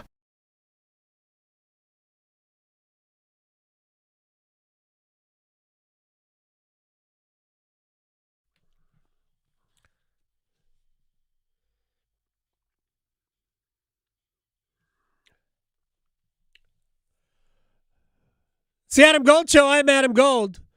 Victoria is the producer of the program. I have an update, Victoria. Oh, do you? I have an update. It's not breaking news level update, but Frederick Anderson was the first goalie off the ice at the Hurricanes' morning skate today, so it will be he and not Brandon Bussey when Carolina skates against the Canadiens tonight, which tells us a lot, doesn't it? I'm okay with it. Hey, you want to win, man. Whatever gives you the best chance to win. Rod wants to win. Been a few days off since, 2 days, well, a day off, full day off since their Sunday game in Pittsburgh. They're in Montreal. There you go. Let's go get it tonight. And it is it's not Wednesday. Feels like a Wednesday because my next shows will be Thursday and Friday. And it's time to talk to Chip Patterson, a special on a Tuesday.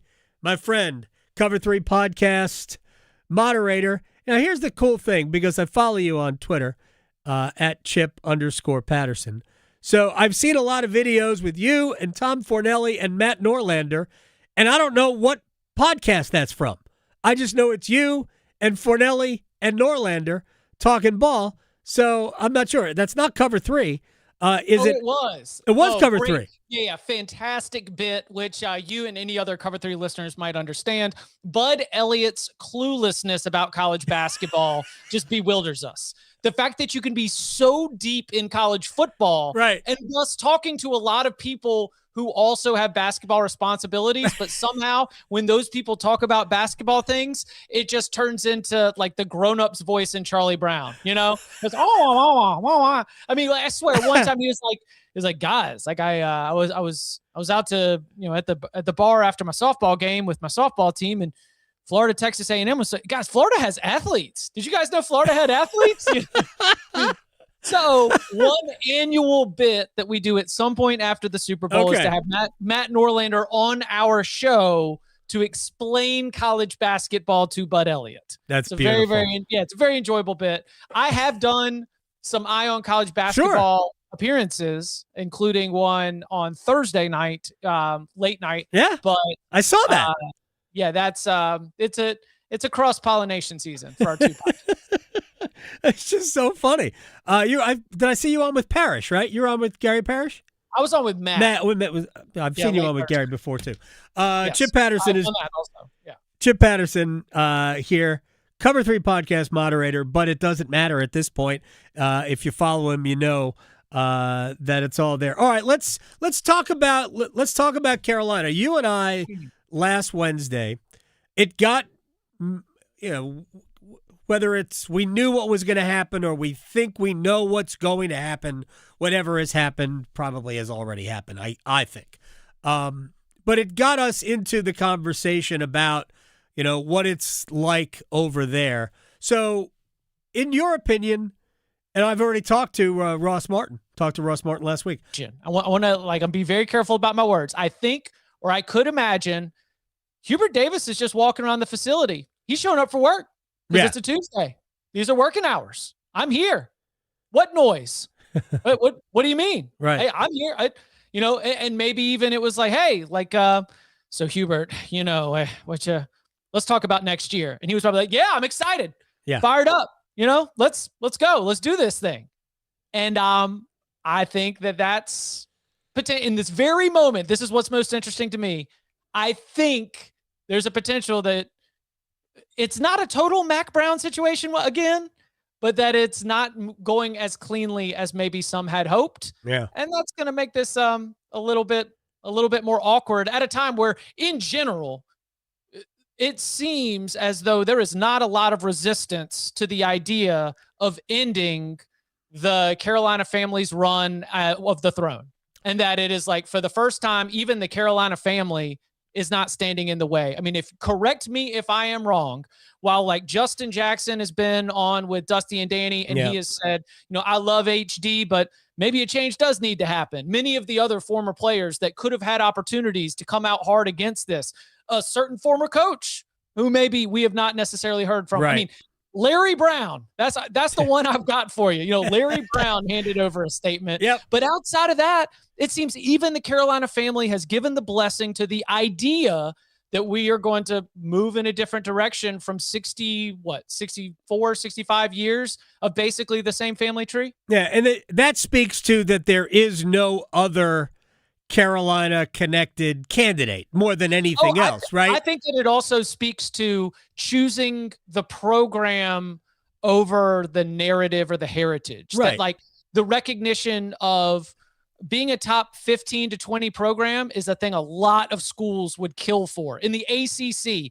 put it down right now. You're going to tell me I'm the second best program in the ACC over a 5-year run, and that I'm a top 15, top 20 program over a 5-year run? That I'd sign up for that in a heartbeat. Yeah. But at North Carolina, this is the school saying, no, that is not what we hold as a standard. And I think we can agree. Chip Patterson here. Normally we do this Wednesdays, but today is Tuesday, in case you haven't heard. We're doing it today. I think it's fair to say that results, and there's so many things. If Brady, and I think you and I talked about it last week, if Brady Manick doesn't go on a month-long heater, we might not have even gotten to this year, because that was sort of a and even the run to the national championship game as an 8 seed was a little bit goofy. But as it's settled, you know where I've come to it?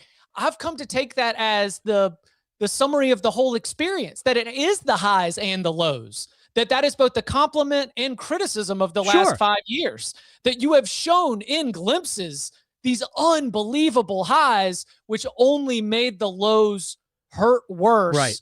And the end result was that sort of like, okay, this isn't the standard, but the roller coaster ride to get there took an emotional toll on a lot of people involved. Yeah, they're not used to this, even though we have seen. Now, the thing is, there have been dips. Like you could, Matt Doherty was a dip. Yes. Bill Guthridge was Final Four, no good, Final Four. We can't do it any better than that, right? I mean, it's just crazy. I always thought that Guthridge was by design, from Dean Smith to get Bill Guthridge's retirement income up, but that's just me, and I don't know if that's a conspiracy or not. But Guthridge was obviously very good. Hey, that's a compliment to Coach Smith, who Absolutely. left $200 to every single player, a way to snub the NCAA, saying they couldn't come and put charges on. I forgot. It might have been James Worthy talked about that recently. He sent them like a check to go out and have dinner. It was $200 check to every former player and staffer, and apparently the way that it was written, James Worthy believes that it was Dean Smith saying, "Well, if I'm dead, NCAA can't put me on probation, so I'm going to pay the players when they can't come get me." A show cause in memoriam. Chip Patterson is joining us here. Who do you think would? First of all, do you agree? I asked this to TJ Oglesby earlier. If Caleb Wilson were healthy and they got to this point, even if they were to get bludgeoned by somebody in the Sweet 16, do you think we're here? Or do you think it's year 6 for Hubert? I don't think it might even come down to if he had called the timeout instead of the 5-second call, you know? Really? I mean, it was what it was enough. So just win that game and we're here and we're not here. The whole thing about it.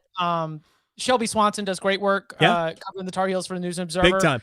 I heard her make a point that using only 6 players for what ended up being the critical moment and the ending moments of the season means there was a lot of millions of dollars on the bench. Yeah.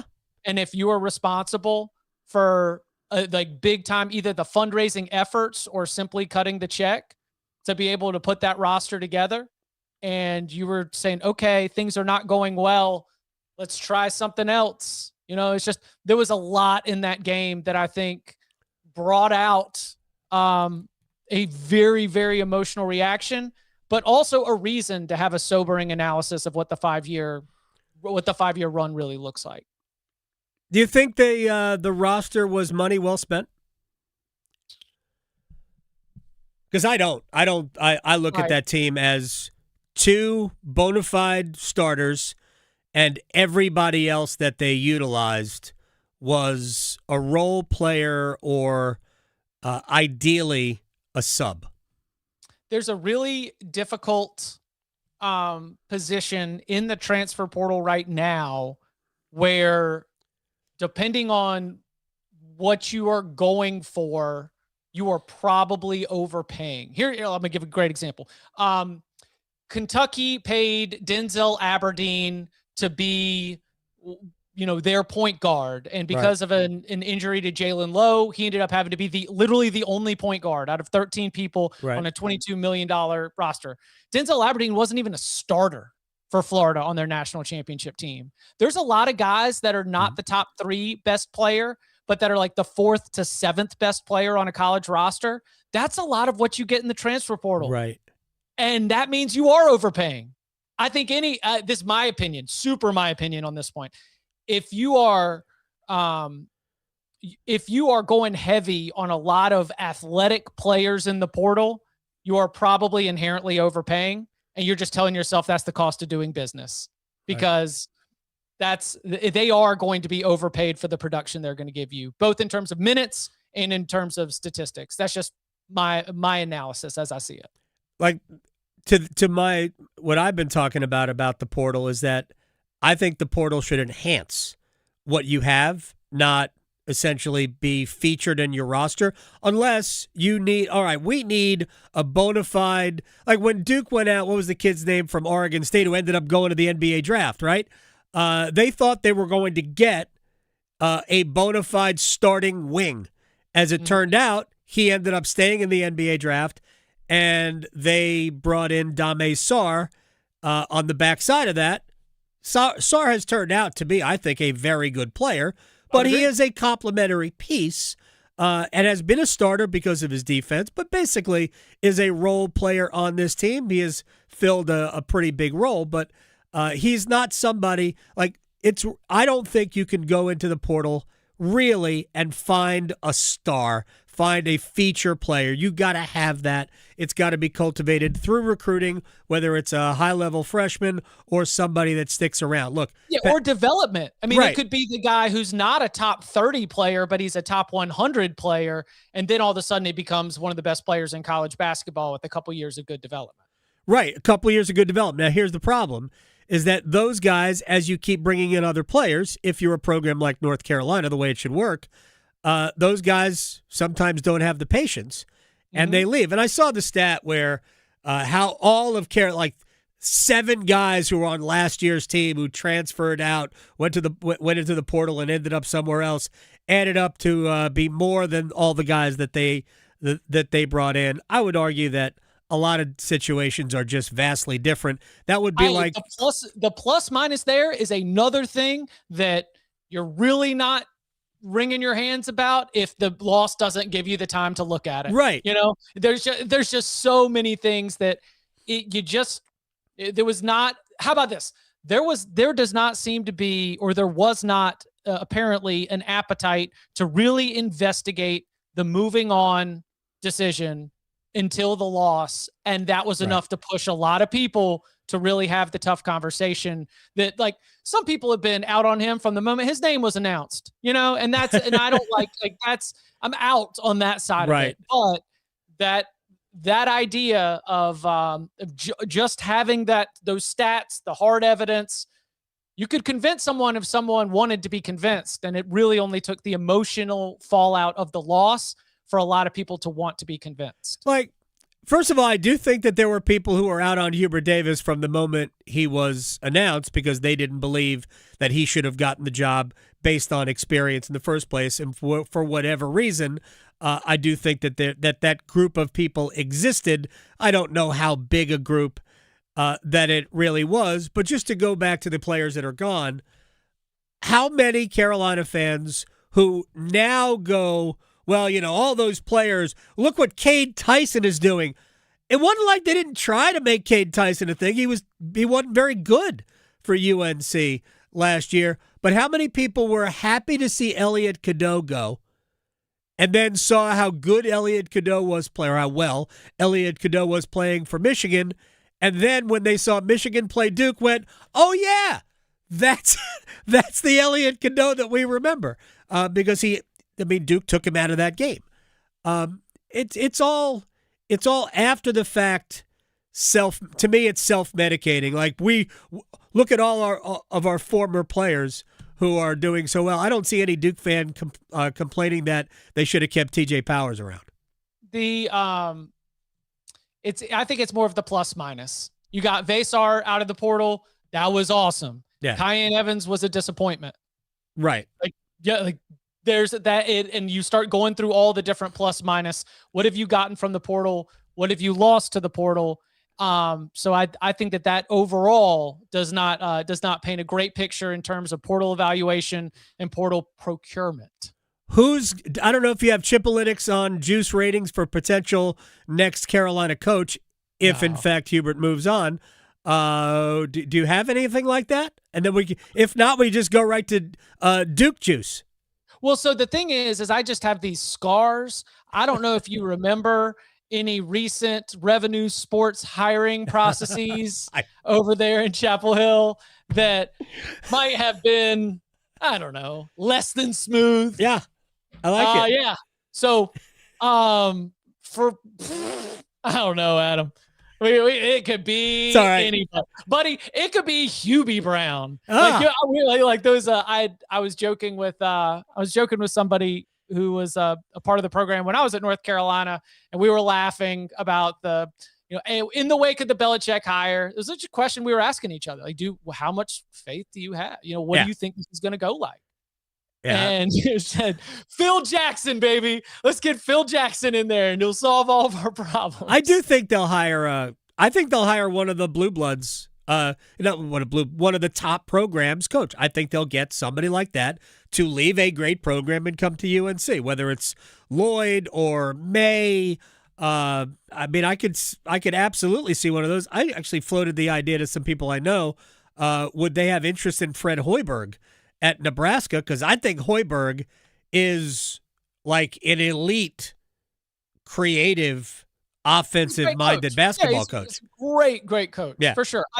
I think that there's there's a little bit of the North Carolina part of this where there's two realities. Number one, it is a different financial reality to lure one of those coaches in the year 2026. Yeah. And that the run of Roy Williams and then Hubert Davis has left North Carolina paying head coaches not at market, or I guess not breaking the bank for your overall salary of head coaches. Like Roy Williams' market value, I would assume, exceeded what his salary was. And that was a way that, North Carolina's finances, like there's a benefit from that you're not going to get if you're going to have to go pay $10 million to lure one of these coaches away, right? Yes.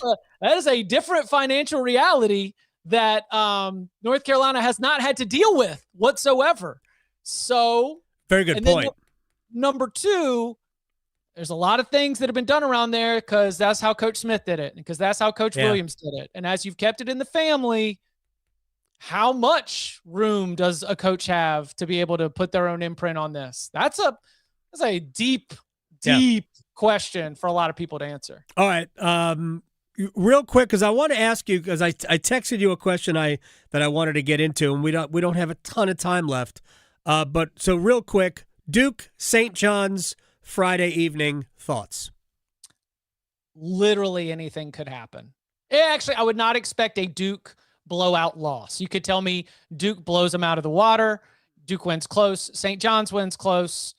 I don't see it being possible for Duke to St. John's offense in the half court is not super functional. A lot of what they do is either running through Zuby Ejiofor or getting transition. Like you get the steal because you've got the aggressive defense. You just run down the floor. Duke does a great job of stopping teams that want to run. See the Michigan game in this very arena in Washington, D.C. Slowed the Wolverines to a crawl, and the Wolverines want to get out and run. In general, that would be like an X's and O's advantage that I'd give to Duke big time. But I'm sorry, who has more juice than Rick Pitino right now? The juice ratings are way over adjusting on St. John's and their ability to do something special here, because he really does. And I'm not just overreacting to the Dylan Darling, not only the bucket, but Pitino's story about it and everything else. Like, did you see the video of him holding court in the hotel lobby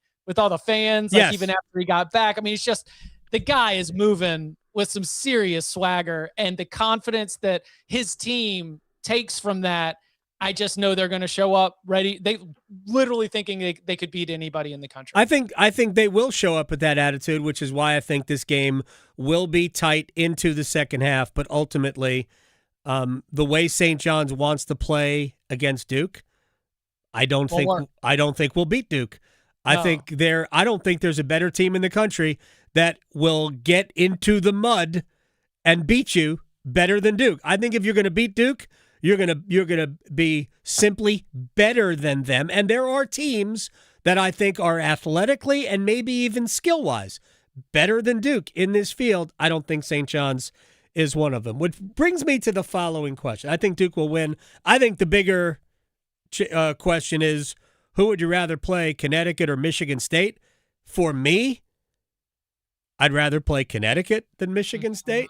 I think Cohen Carr, I think that dude is a problem.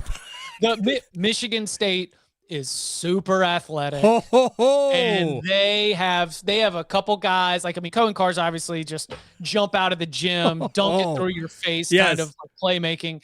You know, Jeremy Fears obviously is like when he gets hot. He's got a little Grayson Allen in him, doesn't he? Yeah, it's just, well, I mean, obviously the kick. Just saying. Just saying. How about this one too? Izzo did beat Duke in DC in the Elite Eight in 2019. Yep, the Zion RJ team, no doubt. And you know, they don't like Cassius Winston, Jeremy Fears, big, tall, athletic. You know, it's just I think UConn is a team where, similar to what you were saying, UConn is like, hey, let's play in the mud, and Duke's like, let's go, bring it all to me. Michigan State, they want to bang, they want to run, they want. Like it's a very, very different type challenge. To me, Michigan State's the better team there. All right. I asked you this question, and I'm curious because I hear from a lot of people that Duke has underachieved under John Shire. I mean, I think you can make arguments because they blew the lead against Houston in the Final Four last year, and they lost the regional final against NC State in their Cinderella run. Your thoughts on that? I do not think John Shire has underachieved at Duke. I think he has, in the just results, met expectations of Duke basketball. Right. And I think that in terms of the macro, exceeded my expectations for transitioning Duke basketball into a new era. Yeah. I find met expectations in terms of what you're winning. The ACC regular seasons, the ACC tournament championships, you mentioned the NCAA tournament finishes right there, but he has exceeded my expectations in terms of avoiding the hiccup. And like following Mike Krzyzewski. Yes, look, if we're gonna really start to nitpick this, I think that Shire's short run was better than K's last couple. Yes. I think John he's leveled up the program from where it was post Zion. I think the notion that Duke has underachieved under Shire comes from one group of people, the people who are in some ways pro North Carolina. I'm not saying it's from Carolina fans, but the people who are anti-Duke.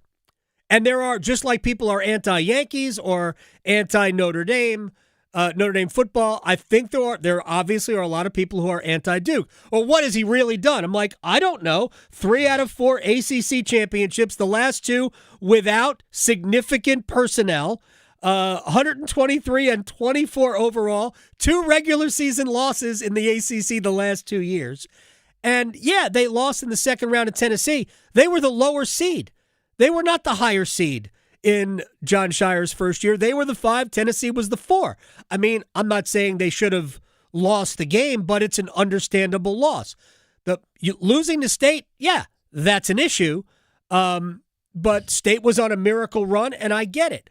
But a Final Four, an Elite Eight, and all that they have done, I certainly don't think it is an underachievement. And I agree, it's kind of skewed because in many ways, Duke underachieved in the last several years under Mike Krzyzewski on a national basis. So I mean, it's kind of fun. You know, it's just I'm going to say met expectations just based on the results, but exceeded my expectations for a how did the transition go? It's like, well, they actually started winning more. I don't know how to explain it. I think it's really, really impressive. You said 123. Is that what Shire's at right now? 123 and 24 playing the schedule that they play. 123 wins in 4 years. Hubert has 125 and 5. So John Shire's won almost as many games in 4 years. Okay. He's 65 and 13 in the league. Again, and so that was the funny thing. I went and I sorted 5 years of data of adjusted efficiency. Okay. Right. So North Carolina in a 5-year data set, the entire Hubert Davis era, they're 21st nationally in efficiency since the start of the era. And you know what? That's second in the ACC. So congrats. You're second in the ACC, but you're 21st nationally. Right. It's just, that's the issue. Like, that's what people are hung up on No one's really asking for everything to be right there with Duke. I think what's more concerning is that Purdue as like a more successful program than where you're at right now. What's more concerning is that Tennessee has been winning more and playing better more consistently than North Carolina is right now. That's the thing that I think starts to make people a little bit nervous in terms of the standard in that big conversation. You're a gentleman, Chip Patterson, always on a Wednesday, but today on a Tuesday, so it's a treat for those Tuesday-only listeners. Sir, appreciate your time. As always, I will talk to you next week. Sounds good. Y'all be well. Chip Patterson here on the Adam Gold Show. When we come back, we will stretch. We will place bets. Hurricanes fans, Freddie Anderson is your guy tonight in Montreal. We'll talk about it next. Still arguing whether hockey or golf has the tougher dress code? The Adam Gold Show on the North Carolina Sports Network. Adam Gold here from my friends at FanDuel, America's #1 sports book. This baseball season, FanDuel is letting you choose your own reward for opening week. Betting customization that transforms how you experience the game. We love it. Create your own wager. Make your choice, and the reward will be ready to use on your next MLB bet. FanDuel, home of the home run. FanDuel, play your game. FanDuel.com/local to choose your reward for Major League Baseball's opening week. Play ball. 21 and over and present in North Carolina. Opt-in required. Rewards are non-withdrawable. Restrictions apply, including bonus and token expiration, leg requirements, and maximum wager amount. See terms at sportsbook.fanduel.com. Gambling problem? Call 877-718-5543 or visit morethanagame.nc.gov. You know the only feeling sweeter than opening a college acceptance letter? Knowing that you'll be able to pay for tuition however far you go. The first step? Completing the free application for federal student aid, or the FAFSA for short. Find out how much money for college you qualify for. Grants, scholarships, and other opportunities are waiting. How far can you go? Find out at cfnc.org/FAFSA 101. This April, during Line Worker Appreciation Days, we celebrate our hometown heroes, the public power line workers who keep our communities powered and connected. From powering homes and businesses to restoring service after storms, public power line workers show up every day, rain or shine, to keep the lights on in the communities they serve. Join us in saying thank you to these dedicated, skilled professionals by visiting electricities.com/thank-a-line-worker. The North Carolina Healthcare Association invites you to listen to this month's podcast, Conversations on the State of Healthcare. This month, we delve into patient-centered policy and how it aligns with actual patient care. My guests are from Novant Health, Elizabeth Outen. She leads the Novant Health Center for Public Policy Solutions, and Dr. Sid Fletcher is the Steering Committee Physician Chair. The clinicians, they're focused on the patient, the person that's in front of them as their primary part of the mission. They're not having to think about policy and other things in the background that can be distractions towards the clinical work. It is enabling clinicians to care for our patients in the way that they were trained to do. They are the experts. They're dealing with exactly these challenges you're highlighting every single day, plus the medical knowledge that they have, and the policy needs to follow that. You can learn more and join our latest conversations on the state of healthcare wherever you listen to your favorite podcast, and find out more by visiting nchealthcare.org. Every day, people battling addiction suffer in silence. Because of stigma, they fear judgment. They fear being labeled, and too often, they don't get the help they need. But you can help change that. Join the Governor's Institute and be a superhero in the overdose battle campaign. Learn how to break the stigma, support those in need, and save lives. Visit governorsinstitute.org/superhero to get involved. Be a hero, fight stigma, save a life. Measles is spreading in North Carolina. It's highly contagious and can make infants and children very sick. Pneumonia, brain swelling, long-term health problems, hospitalization, and death can occur. Protect your child with the MMR vaccine. It provides lifelong protection. Serious side effects are extremely rare. Millions of children are safely vaccinated each year. Insurance covers the cost, and free vaccines are available. Make sure your child is up to date. Talk to your doctor or visit ncdhhs.gov/measles. Paid for by NCDHHS. This is Adam Gold. So Mike Vrabel, the coach of the New England Patriots, they asked him about birthday cake, and he said there was only one cake qualified for his birthday cake. Oh. Yes. Okay. You want to guess what that is? Is it vanilla? No. Oh. Carrot. I love him even more. The Adam Gold Show.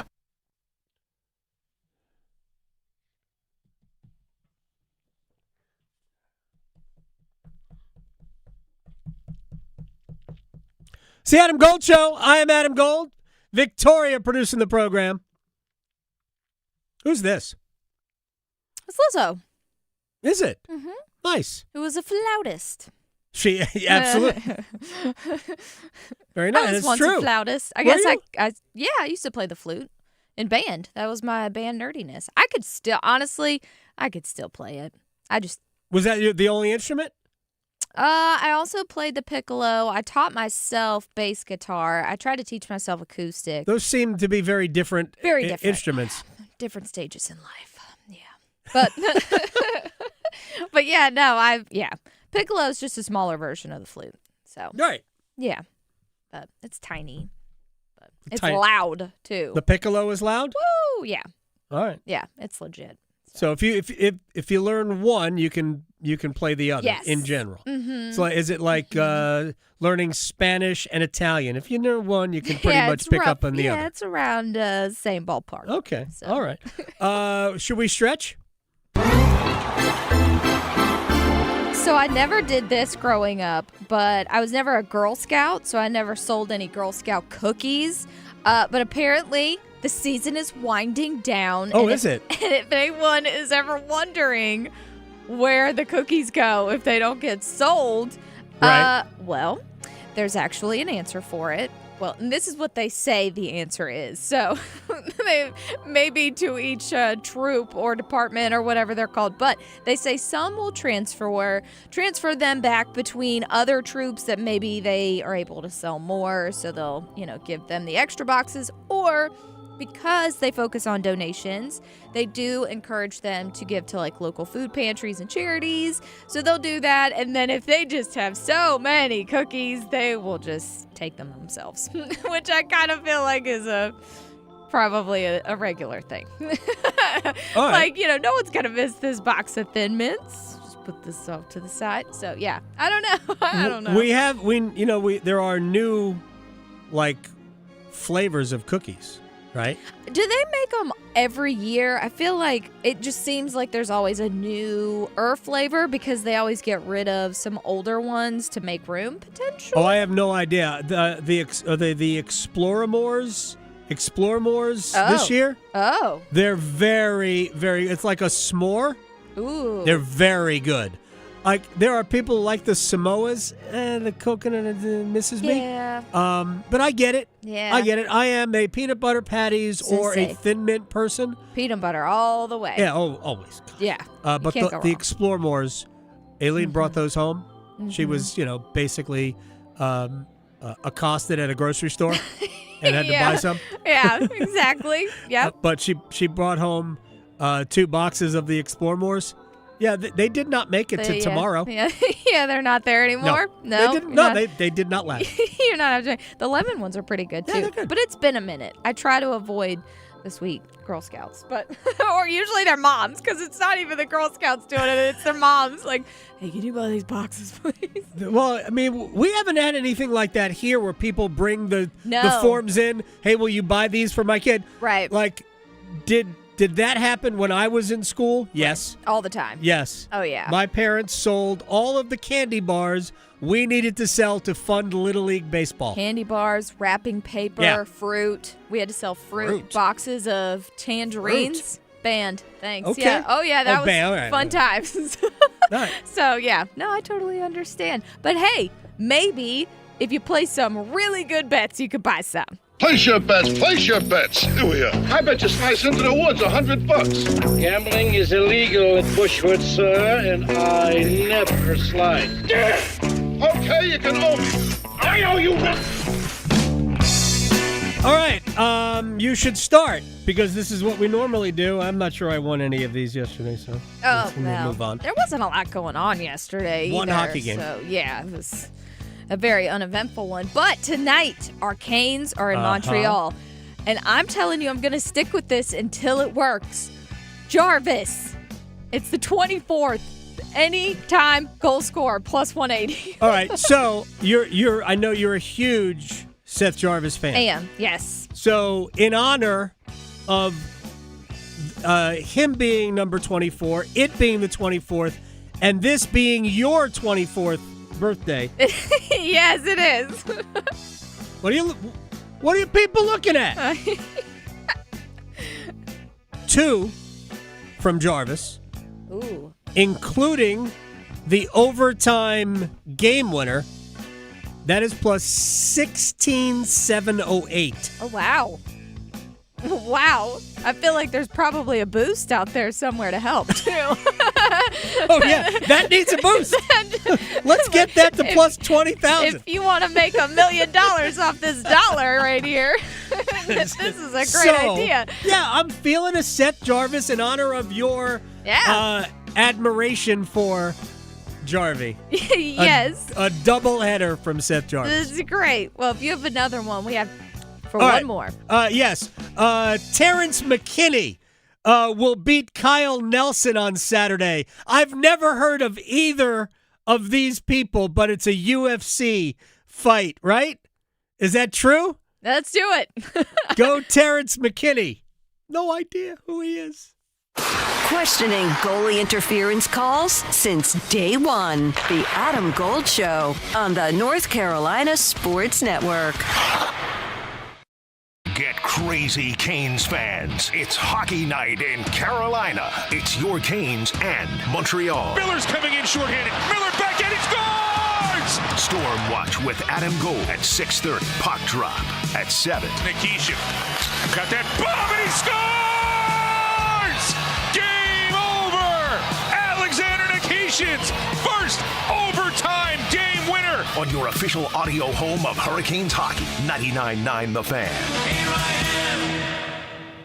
You know that feeling? That confident, swaggerific feeling that says, look at me, world, I know stuff.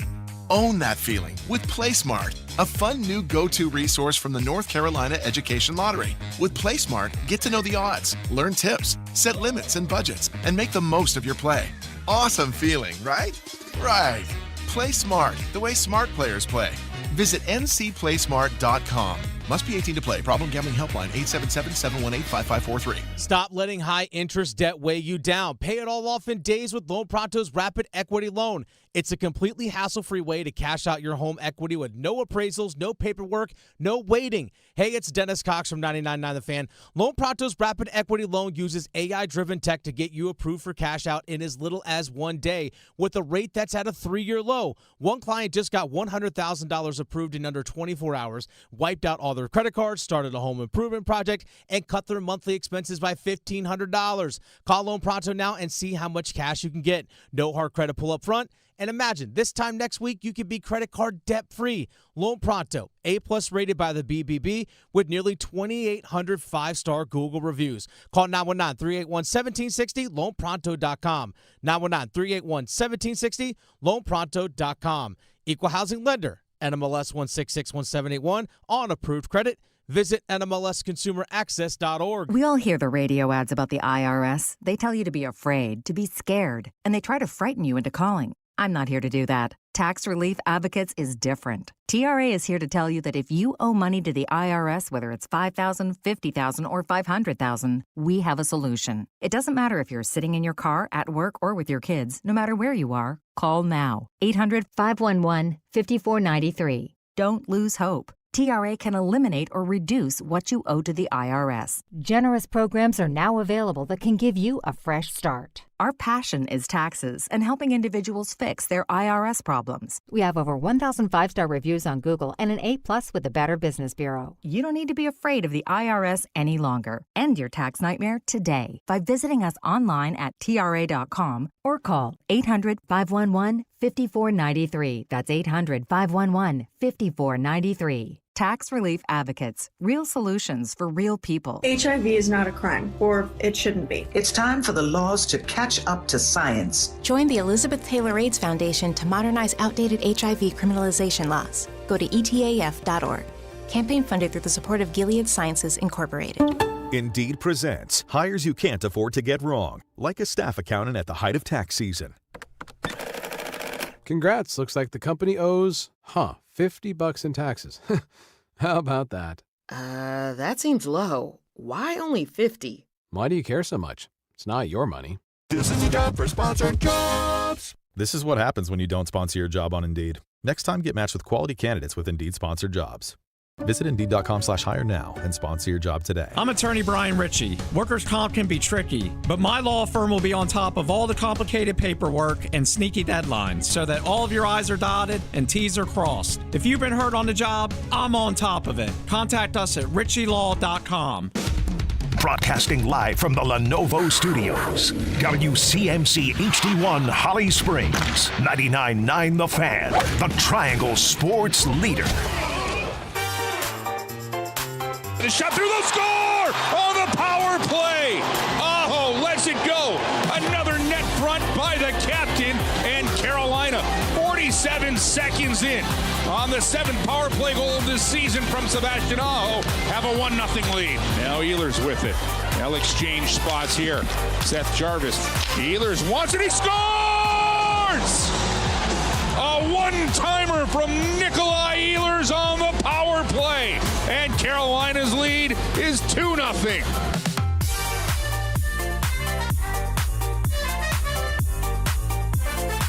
It's the Adam Gold Show. I am Adam Gold. Victoria producing the program.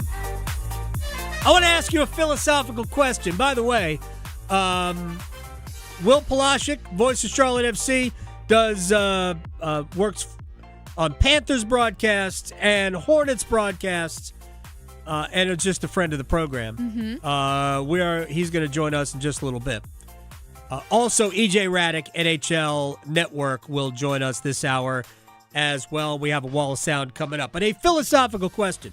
It's a great thought exercise that the Canes did.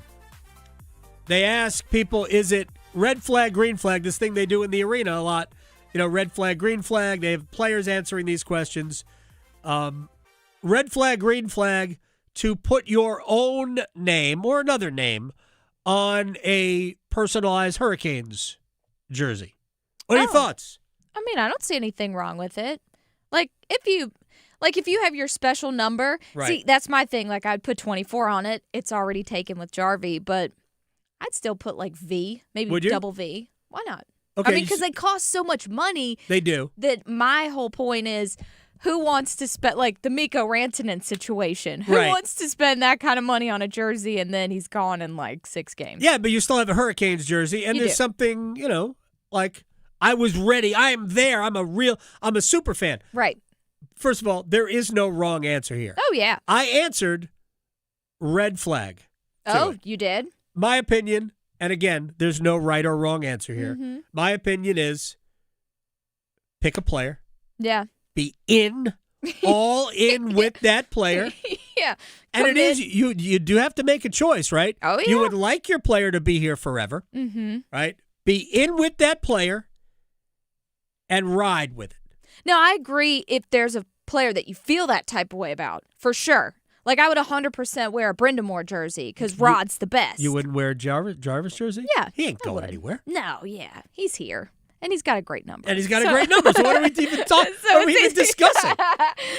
So yeah, it works. So some people are mad about this. I'm no, there's no right or wrong answer. It's fine. It's an You opinion. do what you want. Yeah. Yeah. First of all, especially the authentic jerseys are super costly. Yeah. Totally get it.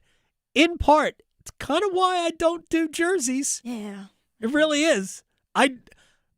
The first team jersey I bought are like I just bought actually 3 Liverpool jerseys. And I had the hardest time thinking, who do I want? Mm-hmm. Like, if I had gotten it last year, I would have gotten Trent Alexander-Arnold. Yeah. But I knew he was leaving, and I know he's leaving, so I don't want that. Yeah. Mo Salah, old, stinks this year. I thought about it, because I love Mo, but, no. It's a commitment. I do have my favorite all-time Liverpool player. People who know Liverpool will understand this, is Bobby Firmino. Mm-hmm. So one of my jerseys is a Bobby Firmino jersey, and then because he died in a car accident over the summer, I actually got one for my son, but he doesn't want it. Diogo Jota. So I have two Jotas. But they also are super less expensive than a hockey jersey. Exactly. Like, no joke. Yeah. I bought 4 jerseys with one purchase for $150. 4. Yeah. Wow. I mean, they're not like game ready, but they're pretty good replica jerseys. You're not getting a legit one for even one of those. But even the legit ones are like $100. Yeah. Not what they. I know. Mm-mm. Wow. Nope.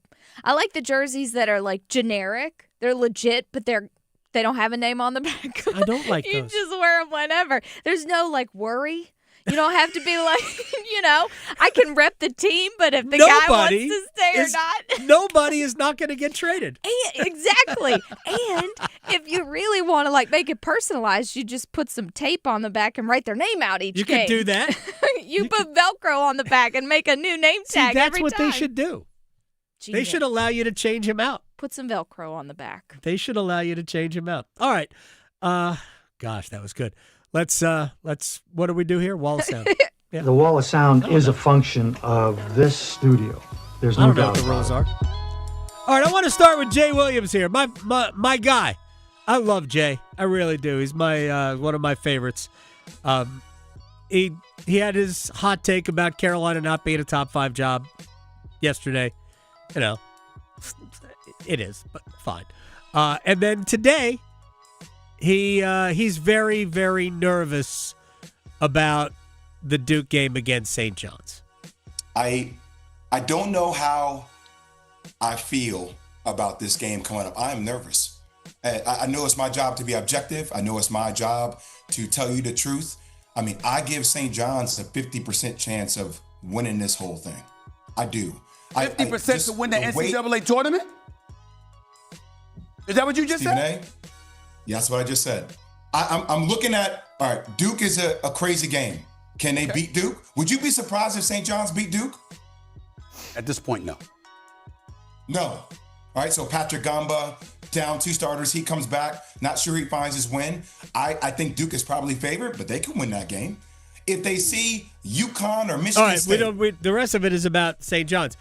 I'm not entirely sure Jay understands probability, but that's fine.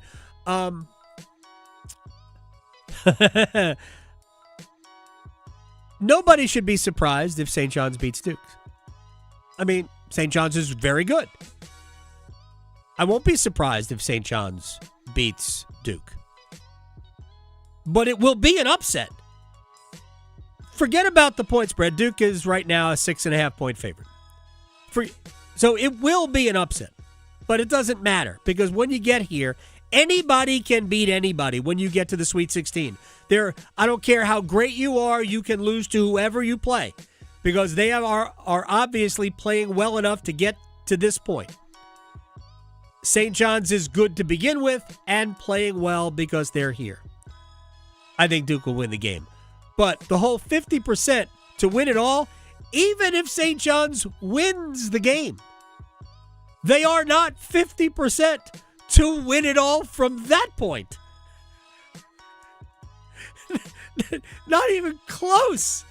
I think the percentage, and if we're just doing straight probability, the percentage would be somewhere in the neighborhood of 10%.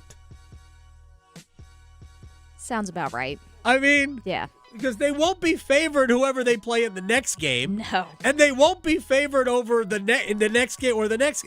Like, I'd like to see the odds of that happening. Speaking of the Jarvie bet you just made. well, you could. I guess you could parlay St. John's. I don't know how it would work, but it'd be hard to do it in the app because you could probably find it. But yeah, if you wanted to parlay St. John's winning and then winning and then winning and then winning and then winning, yeah, that would be awesome. Jay Will. All right, John Shire, head coach at Duke, was on with John Rothstein on CBS Sports and their podcast talking about the potential return of Caleb Foster. Well, not to reference Dumb and Dumber, but it's when he first got hurt. I felt there was more like 1 in a million. When thinking back on that. Since then, since he's gone hurt, Caleb, the way that he's worked, the chances have continued to increase. And I even think there's an outside chance maybe for Friday. I know in Caleb's mind, there was last Friday where he feels he could have done something, which he couldn't have. Yeah.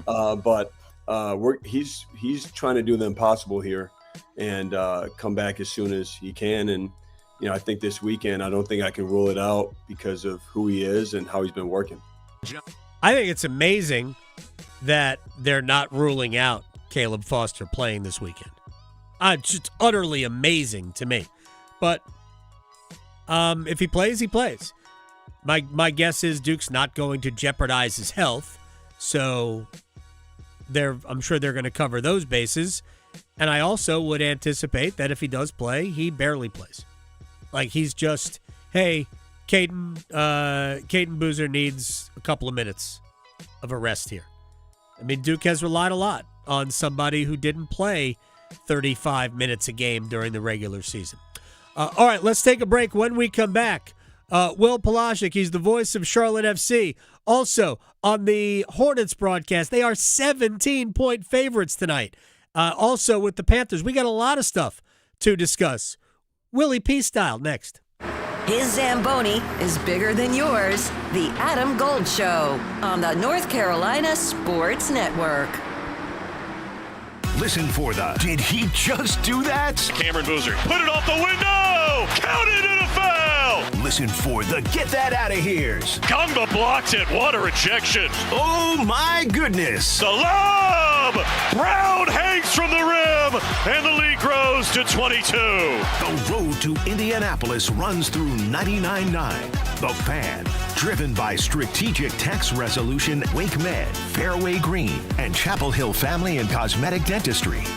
Hey, it's Adam Gold from my friends at FanDuel, America's #1 sports book, and we are here. It is the start of the Major League Baseball season, and FanDuel is letting you choose your own reward for opening week so you can customize how you experience the game. Make your choice. The reward will be ready for you to use on your next MLB bet. FanDuel, the home of the home run, the home of the 5-inning line, whatever you want. FanDuel.com/local. FanDuel.com/local. Choose your reward for MLB opening week. FanDuel, official partner of the MLB. 21 and over and present in North Carolina. Opt-in required. Rewards are non-withdrawable. Restrictions apply, including bonus and token expiration, leg requirements, and maximum wager amount. See terms at sportsbook.fanduel.com. Gambling problem? Call 877-718-5543 or visit morethanagame.nc.gov. Give UNC is today.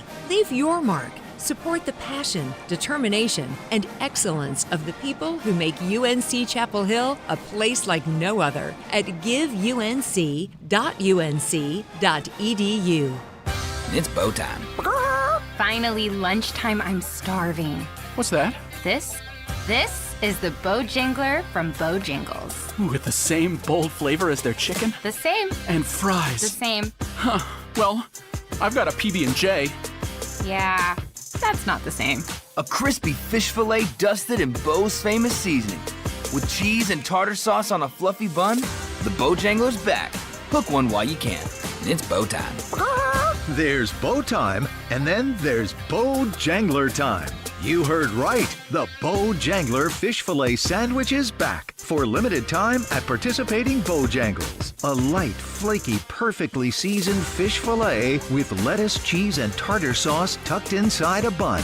Make it a combo and add Bojangles seasoned fries and legendary iced tea.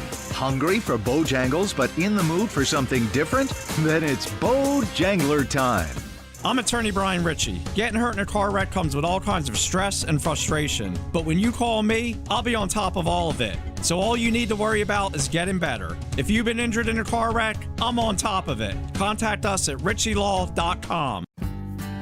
Progressive knows you could have easily taken the freeway, but you took the scenic route to see a waterfall and an oddly busy boiled peanut stand. Discovering the unexpected is exactly why you bought an RV, so protect it with a bundle from Progressive. Because although you may be 3 hours behind schedule, you're 6 jars of jam richer and possibly enrolled in a butter-churning workshop. Switch to Progressive and protect your RV, boat, or motorcycle by bundling with your home or auto insurance. Progressive Casualty Insurance Company affiliates and third-party insurers. Not available in all states or situations. Oh, could this vintage store be any cuter? Right? And the best part? They accept Discover. Accept Discover? In a little place like this? I don't think so, Jennifer. Oh, yeah, huh? Discover's accepted where I like to shop. Come on, baby, get with the times. Right, so we shouldn't get the parachute pants? These are making a comeback. I think. Discover is accepted at 99% of places that take credit cards nationwide. Based on the February 2025 Nielsen report. Gold. Gold. Person in front of me in line had a box of wine. Oh, yeah. I feel that person. If you are buying boxed wine on a Friday, that thing is open right now. In the car. Yeah. I don't even need it to cool down. She jammed a big straw right through the top of the box yeah. in Went the car. to the gas station to get a cup of ice. Like, they don't even care. The Adam Gold Show.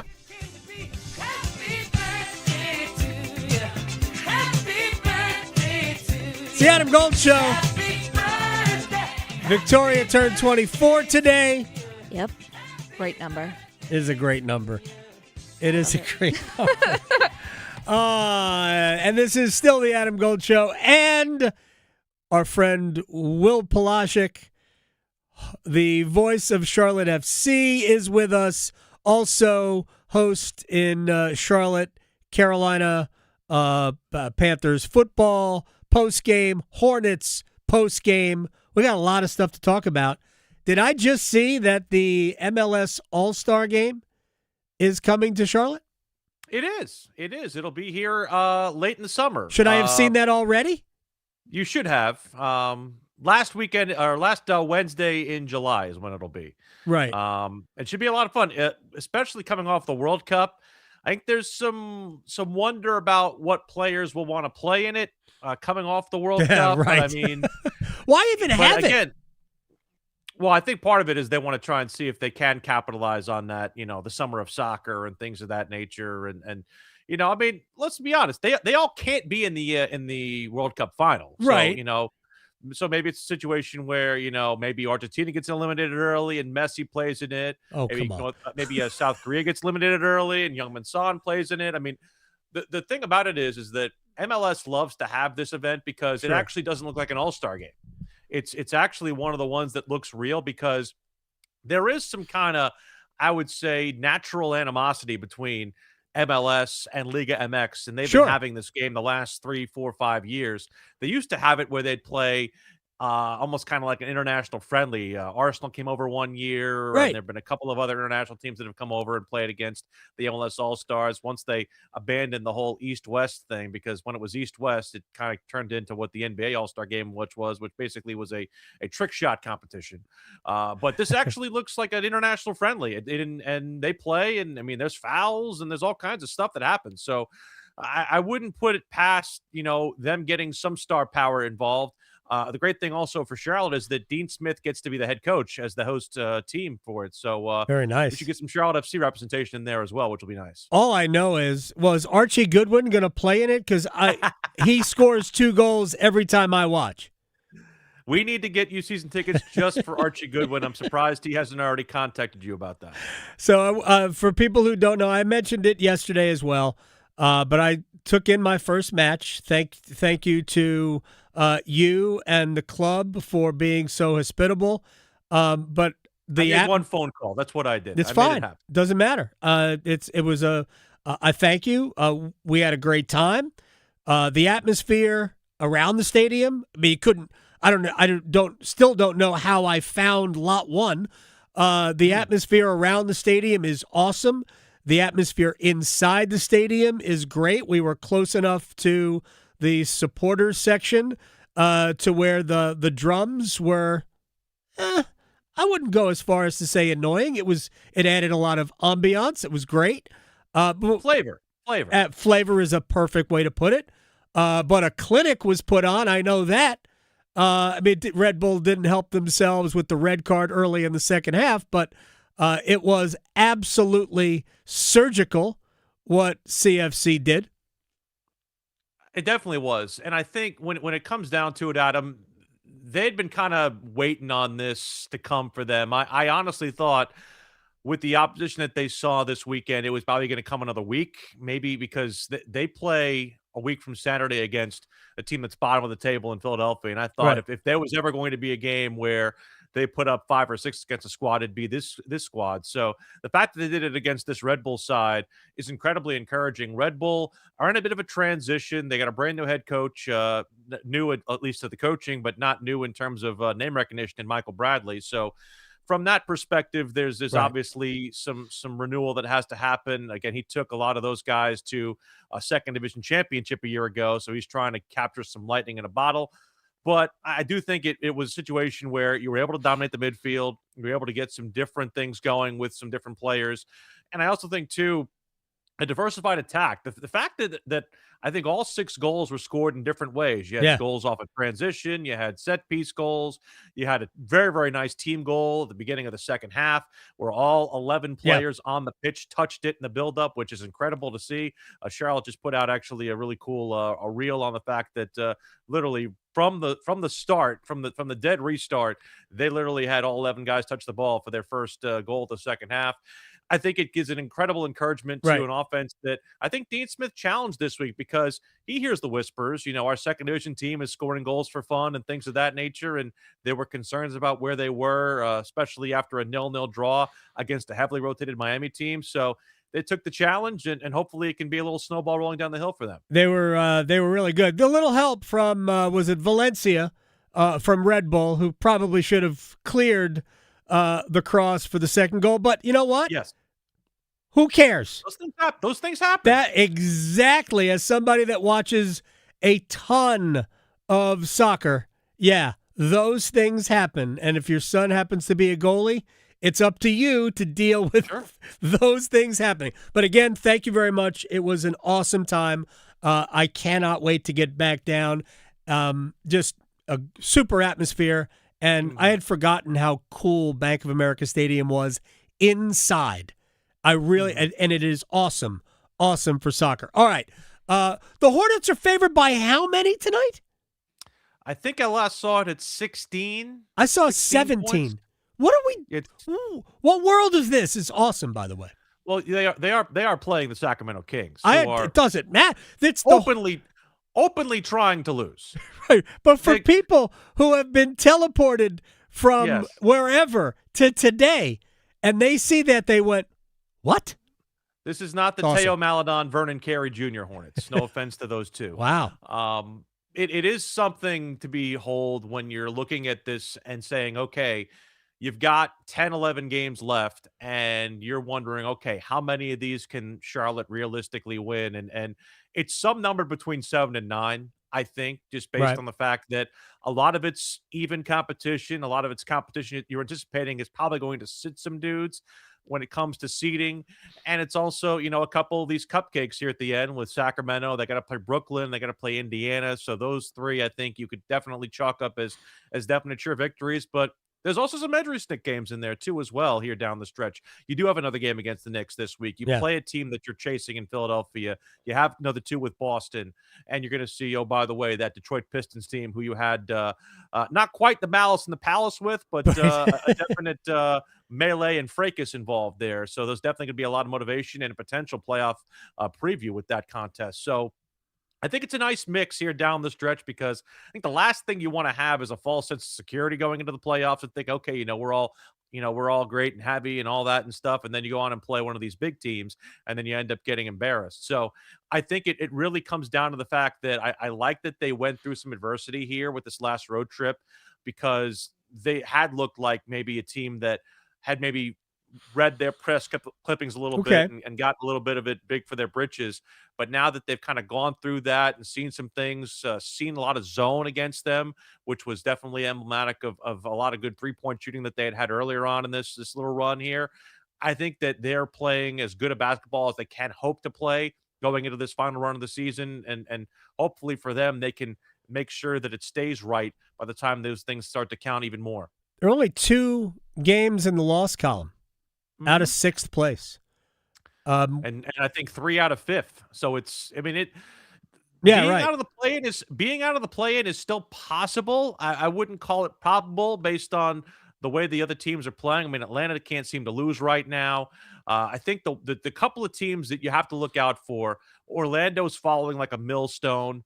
Toronto is also falling fast. I don't know if Miami's going to lose enough for the Hornets to be able to leapfrog them. Miami's lost 5 in a row. They have ever since they played the Hornets. That's the thing. It's one of those that they were playing well up until they played the Hornets the second time, and now they haven't won since seeing the Hornets. So it is a situation now where you look at them and you say, hey, maybe you can take advantage of this little dip in form. Also, you see Milwaukee's trying to sit Giannis for the rest of the season. So it gets back to kind of when we talked about this previously, and you asked me, what are your chances of them actually making it? I said there are just enough teams who actually want to make it that there are slots.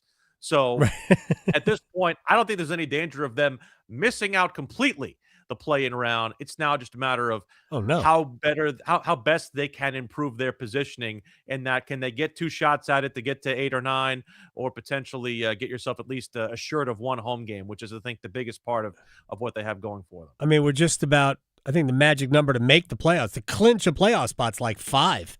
So I mean, they're going get that pretty easily. Yeah, they're going to make the playoffs, and I mean, I think that if they get in, I mean, if they get it, when they get in. I think it comes down to matchups, and frankly, with the way Detroit is in terms of health, I'm not so sure it would be awful to be the 8 in the East at all. It wouldn't. Physicality is the biggest thing they have to stand up to. That's a problem I look at too with New York. For some reason, New York has seemed to have their number, which makes they're beatable. If you can get to 6, I'll write you in Sharpie into the second round. Again, in a vacuum, New York is beatable, but for some reason, the Hornets have just had matchup problems against them. They have a hard time containing Towns. I think that's one of their big problems, and also Brunson with the drive game. They've had problems doing that. Again, we haven't seen them in a while, so maybe they've righted the ship in some ways in terms of that. But I do think those two are pretty favorable. We've seen them beat Boston, and Boston was at pretty full strength too. So it wasn't like it was a heavily rotated Boston either. So they've gotten some pretty heavy wins against some high statement teams. So I'm not looking at this and saying that there's anybody that I would 100% fear. Obviously, they're not going to be a favorite in any of these series, but I know they're a team that nobody wants to play, and it's not just conjecture saying that.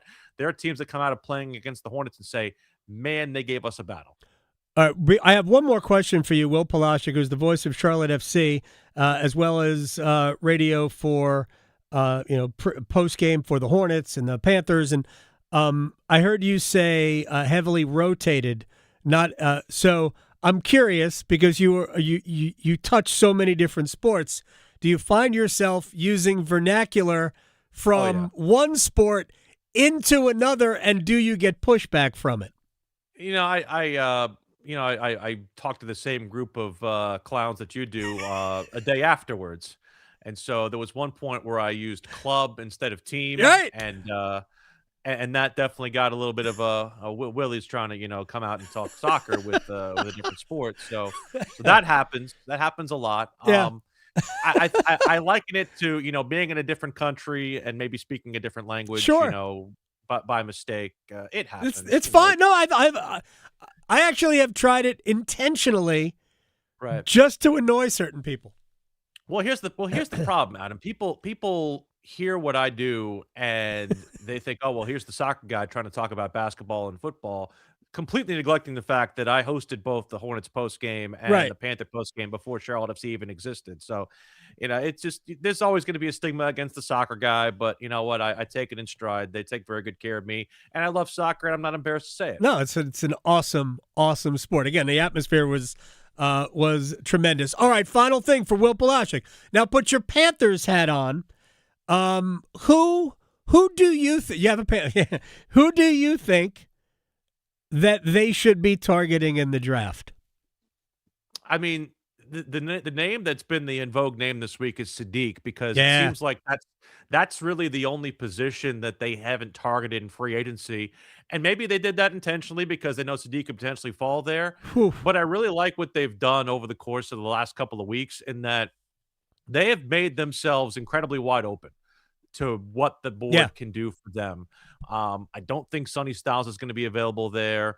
I don't know if there's any what I would call reasonable linebacker choice that wouldn't feel like a reach at 19 unless somebody falls. I wouldn't mind them going interior defensive line. My guy Zion Young out of Missouri could be a nice another edge that they potentially go out and get. But at this point, Sadiq kind of feels like the flavor of this week. Again, we're a month out, so that can change 4 or 5 different times between now and then.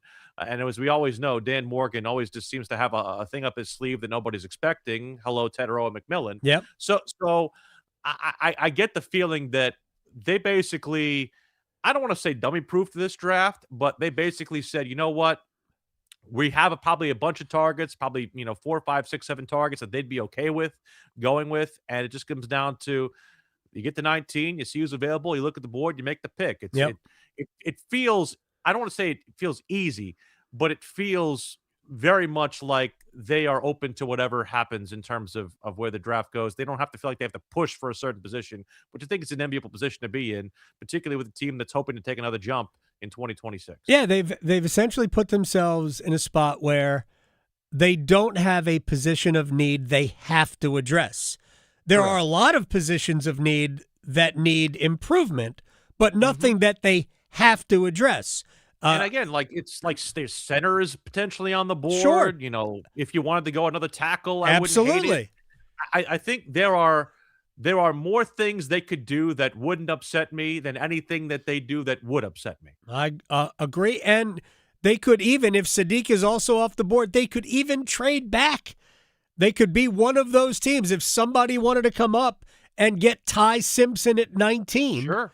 It would, if the Jets don't screw up the draft and take him, then somebody could do. Then the Panthers could trade out or trade back in the first round and do that. Will Palaszczuk, you don't mean to tell me that the Jets have a very sordid draft history, do you? They're so bad at this. It's almost predictable how much they will screw up the draft. Who knows? Maybe, I don't even know who's running the team now. Maybe they won't screw this up, but you can almost always count on the Jets to screw up the draft. Will Palaszczuk, the voice of Charlotte FC, at Willie P. Style on Twitter. My man, thank you very much. I will see you soon and talk to you soon. Always good, Adam. Thank you. You got it.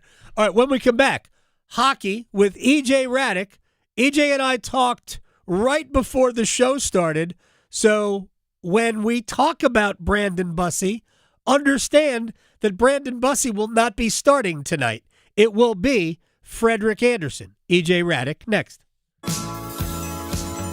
Asheville to Wilmington, Boone to Durham, The Adam Gold Show on the North Carolina Sports Network. Time to get excited about professional soccer and support your home team, the NC Courage. Experience a night of community and culture while cheering on stars like Macy Bell and Lauren Thompson against Bay FC. Get there early for our Fan Fest. Play games, listen to live music, and more. Plus, the first 2,000 fans get a Raleigh towel courtesy of Bojangles. Join us 7 p.m. Saturday, March 28th at First Horizon Stadium. Get your seats at tickets.nccourage.com. Together, we are NC Courage. No matter your struggle, you are not alone. The 988 Suicide and Crisis Lifeline is free, private, and always available. If you feel lonely, isolated, anxious, or overwhelmed, help is here all day and night. Call, text, or chat 988 without cost, without judgment, and without waiting for an appointment. You'll get support that can make a difference. Brought to you by the North Carolina Department of Health and Human Services. Adam Gold here from my friends at FanDuel, America's #1 sportsbook. This baseball season, FanDuel is letting you choose your own reward for opening week. Betting customization that transforms how you experience the game. We love it. Create your own wager. Make your choice, and the reward will be ready to use on your next MLB bet. FanDuel, home of the home run. FanDuel, play your game. FanDuel.com/local to choose your reward for Major League Baseball's opening week. Play ball. 21 and over and present in North Carolina. Opt-in required. Rewards are non-withdrawable. Restrictions apply, including bonus and token expiration, leg requirements, and maximum wager amount. See terms at sportsbook.fanduel.com. Gambling problem? Call 877-718-5543 or visit morethanagame.nc.gov. Have you ever considered a career as a public power line worker? Public power line workers use a variety of specialized skills to build and maintain a locally owned and operated electric system. As a public power line worker, you can expect a career that allows you to work close to home, a safety record superior to other energy providers, and training and apprenticeship opportunities. Learn more about public power and careers in public power at electricities.com. Agriculture drives our local economy. I'm Lee Ivey, Director of the Agricultural Institute at NC State University, and we are looking for our next generation of leaders. If you want to make a difference and help feed the world, join us at the Ag Institute, where we grow successful graduates, productive futures, and rewarding lifestyles. We offer 2-year degrees and hundreds of internships. Invest in yourself and learn more online by searching NC State Ag Institute. Deadline for fall enrollment is June 1st. 2 years, 1 degree, endless possibilities. Measles is spreading in North Carolina. It's highly contagious and can make infants and children very sick. Pneumonia, brain swelling, long-term health problems, hospitalization, and death can occur. Protect your child with the MMR vaccine. It provides lifelong protection. Serious side effects are extremely rare. Millions of children are safely vaccinated each year. Insurance covers the cost, and free vaccines are available. Make sure your child is up to date. Talk to your doctor or visit ncdhhs.gov/measles. Paid for by NCDHHS. You know the only feeling sweeter than opening a college acceptance letter? Knowing that you'll be able to pay for tuition however far you go. The first step? Completing the free application for federal student aid, or the FAFSA for short. Find out how much money for college you qualify for. Grants, scholarships, and other opportunities are waiting. How far can you go? Find out at cfnc.org/FAFSA101. Being diagnosed with leukemia, lymphoma, myeloma, or one of over 100 other types of blood cancer makes people want more time to do the things they love. We are Blood Cancer United. We do the most for more people with blood cancer. Join us at bloodcancerunited.org. One Adam Gold. One Adam Gold. Person in front of me in line had a box of wine. Oh, yeah. I feel that person. If you are buying boxed wine on a Friday, that thing is open right now. In the car. Yeah. I don't even need it to cool down. She jammed a big straw right through the top of the box in the car. Went to the gas station to get a cup of ice. Like, they don't even care. The Adam Gold Show.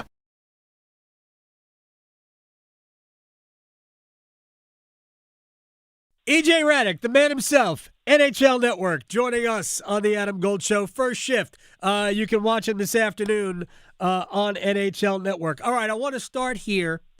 Independent of what the standings are telling us, in the East, handicap it for me. Well, I would say that Buffalo and Tampa are really good in the Atlantic, and I think one of those teams is going to come out of the Atlantic, and Carolina's positioned to be in a great spot in the Metropolitan. So, I would say you pick your winner between Buffalo and Tampa, and you play Carolina, and that's your Eastern Final. Now, as you know, hockey is a silly game. I mean, last night I was at the Ottawa-New York Rangers game. And the Rangers had 4 shots on goal through 2 periods, and it was a close game. And they ended up with 9, and the game was 2-1. So it's a silly game. Yeah, we'll see how it plays out. But I think Buffalo has been on this unbelievable heater since December the 9th, and I think it's been, that's a large sample size, and I think it's very sustainable based on the players they have on that roster. We'll see when it gets to the playoffs, but in Tampa's been, just ask Connor McDavid how good Tampa Bay is. He'll be the first to tell you. So, and so they're really good. And, your team there in Carolina just keeps doing what they do, lead the conference in points right now. And they've had another really good regular season, but, we'll see what happens when they start playing in mid-April for the Stanley Cup. All right, well, we're going to talk about the Hurricanes in a minute, but we have a mutual friend who is not a believer in the Buffalo Sabres, but here's why I am. One, I know the roster is really, really good. They have a lot of variation in the roster. They've got speed. They've got youth. They've got guys who can absolutely score. I think they play with a little bit of an edge, and they have the second most regulation wins in the entire NHL. Only Colorado's got more regulation wins in the entire league than the Buffalo Sabres, and they didn't remember the season started until December. So that's right. I think they're going to win that division. Now, how they handle their first foray in a decade and a half in the playoffs, that will be the determining factor, obviously. But I think they're going to win that division. Yeah, I mean, they're in a pretty good spot to do so. I mean, now, Tampa Bay, I believe they have some games in hand. 2. So, so that's a factor. That one of them is, I guess, this evening, Tampa Bay plays Minnesota. Not an easy game back in Tampa after coming back from a road trip, which is also, a tough spot sometimes for the home team. But, yeah, I think they are positioned because they have, as you point out, the tiebreaker advantage. So Tampa Bay would have to pass them in points to win the division. But, that group of teams at the bottom, I mean, who gets in, Columbus has been almost as hot as Buffalo. Yes. I mean, if that's a first-round matchup, I mean, that won't be necessarily all that easy. I mean, they're playing well. The Islanders have, Ilya Sorokin, who's had, he could argue he could easily be the Vezina Trophy winner this year. And when you have a goalie that good, you have a puncher's chance in any series. And the Islanders have actually a pretty good team as well. I just think any of these matchups, for any of these teams in the East, there's peril, as we've seen many times. So I like Buffalo's team. I'm with you. I'm a believer. The playoffs are a different animal. I would imagine that building will be going, they'll be just flipping out in Buffalo. That building figures to be a really hard place to play in the playoffs, with the fans being so revved up, having not been in the playoffs since the 1800s. So, I mean, this is going to be interesting to see how it plays out. And you know what? I like their goalies too. I like Lyon and Luukkonen. I think those guys have played well this year. And since that run started, I think those two guys have the best save percentage. I think they're 1-2 in save percentage in the league since December 9th. So, hey, we've seen it all, Adam. We've seen good teams go bad. We've seen bad teams become good. But I do like the Sabres for a number of reasons. We'll see if they can keep it rolling. I think it's interesting. Buffalo's last 3 home games, not their last 3 games, but their last 3 home games, Tampa, the Blue Jackets, and the Dallas Stars. They closed the season out with Dallas on home ice, an homage to 1998. We'll see if somebody's skate is in the crease for a goal that should have been disallowed. All right, let me get to the Hurricanes, because Carolina right now ticks every single box that you want in a Stanley Cup contender except one. And we know what the one is. They're getting goals throughout the lineup. They've got, especially since the Olympic break, they got 3 guys at more than a point a game, 3 others that are just below a point a game. They are scoring throughout top to bottom. We know that Slavin and Chatfield will probably not be as sketchy as they have been over the last few weeks. Miller and Walker are a dynamite defensive pair right now. But the only question is, will the goaltending hold up? And that is my one question about this team. Brendan Bussey has not come out of the Olympic break in a good run of form. Frederik Andersen, I think, has played better than his numbers, but the numbers aren't also completely irrelevant here. So what are your thoughts on Andersen, Bussey, heading the last 11 games, last 12 games. Yeah, and I think Anderson's history isn't, something that we can overlook as well. I mean, there's been a large body of work there where he's had some good moments and he's had some not so good moments. So for me, I mean, Bussy is the guy, I would lean on. And, and you got to hope that he kind of gets back on track in these last, dozen or so games. I think is really, if you have to go to Freddie Anderson, you have to go to him, and maybe he'll play well. But, an older guy that's had a history of injury, that has had a history of inconsistent play in the postseason. Boy, I'd hate to have to be leaning on Freddie Anderson for a long stretch there. So, he might be a guy that you could put in there for a couple here or there to spell Bussy, but I think... Oh, I think it's the other way around. I do. I think right now I think it'd be Freddie in game one. Well, listen, they might well go with Freddie in game one. They seem to love him there. He's been there a while. They put him in these big spots, but I can only tell you this. He's never, ever won those games when they've needed him to. And right. I mean, the one that stands out for me is that game against the Rangers, where just a dreadful third period. Yep. I think Chris Kreider banged one in from the side of the net. Yeah. So listen, Freddie Anderson has had a long career in the NHL. He's had a lot of good moments. But he's an older guy who has had injury, a little bit fragile. Yep. And he just has not done it in the playoffs, and for any length of time. So, they may decide to go that route, but I can't imagine them getting to the Stanley Cup final if that's the path. It's the old story for me, Adam. I have a field of horses in a horse race, and 9 of them have run before, and they've all lost, and one of them hasn't run at all. I'm going to bet on the one that hasn't run at all, because at least I know the others have lost. Right. So, I mean, we'll see where it goes. Bussy hasn't been good since the break, as you point out. It's been more of a struggle, but I just think there's enough information about Freddie Anderson that tells you that he's probably not the guy that's going to be able to take you all the way there. So for me, I would, lean on Bussy, just like maybe the Carolina Hurricanes were forced to lean on Cam Ward some 20 years ago. And they managed to find their way all the way through. Suddenly cloudy on a sunny day in Raleigh. EJ Ratic, NHL Network, is joining us here on the Adam Gold Show. I actually think I've talked about this so many times. Right now, Freddie's ahead of Bussy, but I think more often, more than they ever have, I think Rod Brind'Amour will use 2 goaltenders in the postseason. I think he'll primarily use Freddie, but I think he will use Bussy because they know that they can't beat Freddie up. He can't play every other day anymore. Yeah. He's just not at that point. And both guys have given up soft goals. The last start for Anderson, the one against Pittsburgh on Sunday, was the first time in a little bit that there were no bad goals. None. Yeah. And that's what we've been looking for.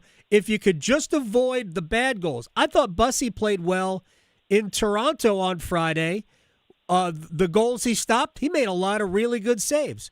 But I think if you looked at the 3 goals he allowed, you went, man, you got to have at least one of those, maybe even all 3.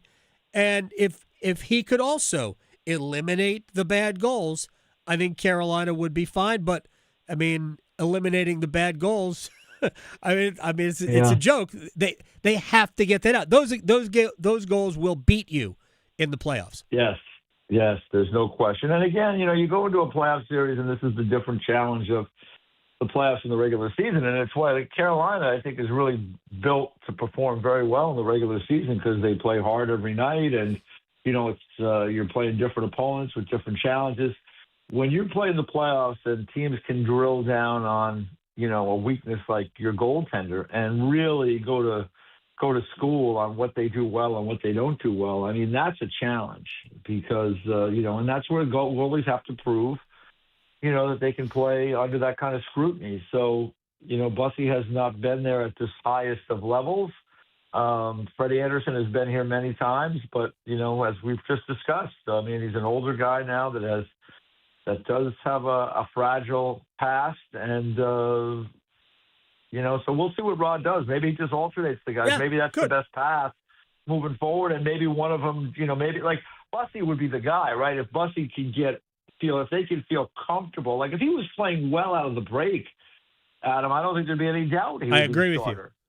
you. I agree. So He had become the starter. He's just not playing well. Yeah, he's just not playing well. I mean, he's played 33, 34 games this year, and he's had a great winning percentage. His numbers are, save percentage has dipped below 9 now, but he's been very good for them. Here's the thing. Throughout the year, but again, the playoffs is a different animal, and he hasn't had that experience yet. And like I mentioned before with Cam Ward, I mean, that was the guy that was no experience in the postseason, and they were down, if my memory serves me correctly, they were down 2-0 to Montreal. Yes, they were. In a first-round series and on the road. And, Cam Ward ended up, kind of saving the day and took them all the way to the final. So we'll see. Every year is different, and, guys emerge as stars.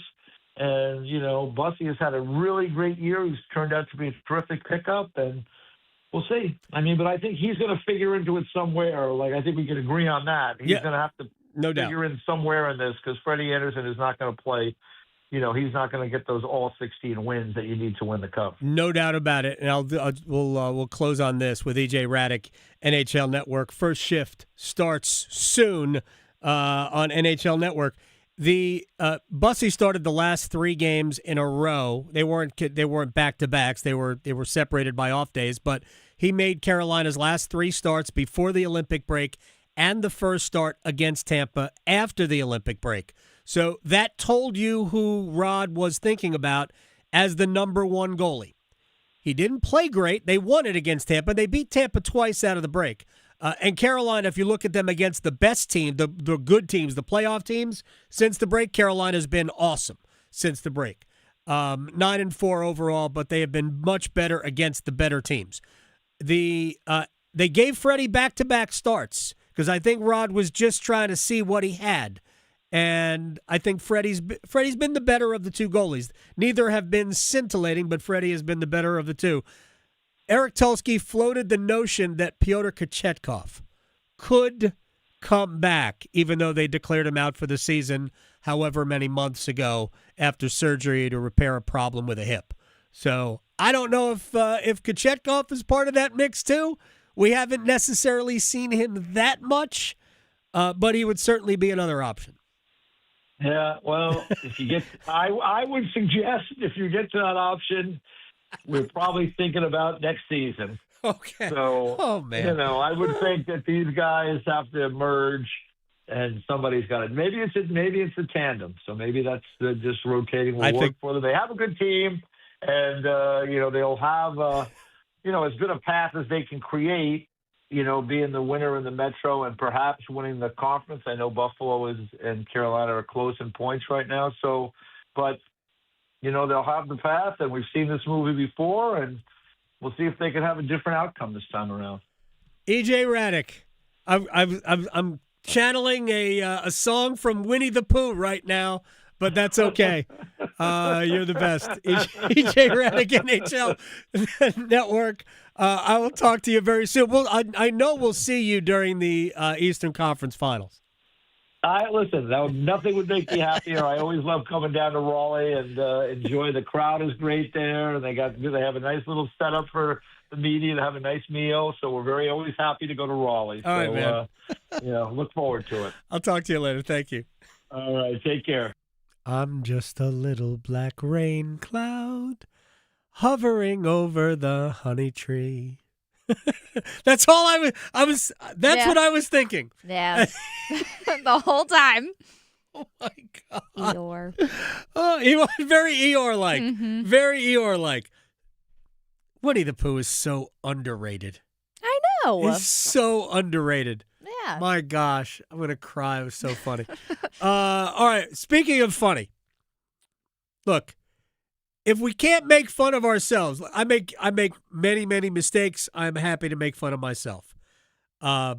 Somebody texted me this.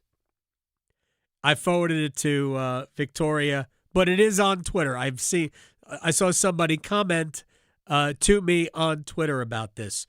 Brant Tillis, the cap guy for the Carolina Panthers, had his own press conference today. And our own Dennis Cox, and I'm not here tomorrow, and neither is Victoria. I know. So Dennis may very well be sitting in this chair. I have no idea. Dennis wanted to ask a question of Brant Tillis, so let's hear it. Dennis Cox, followed by Alex Zalo.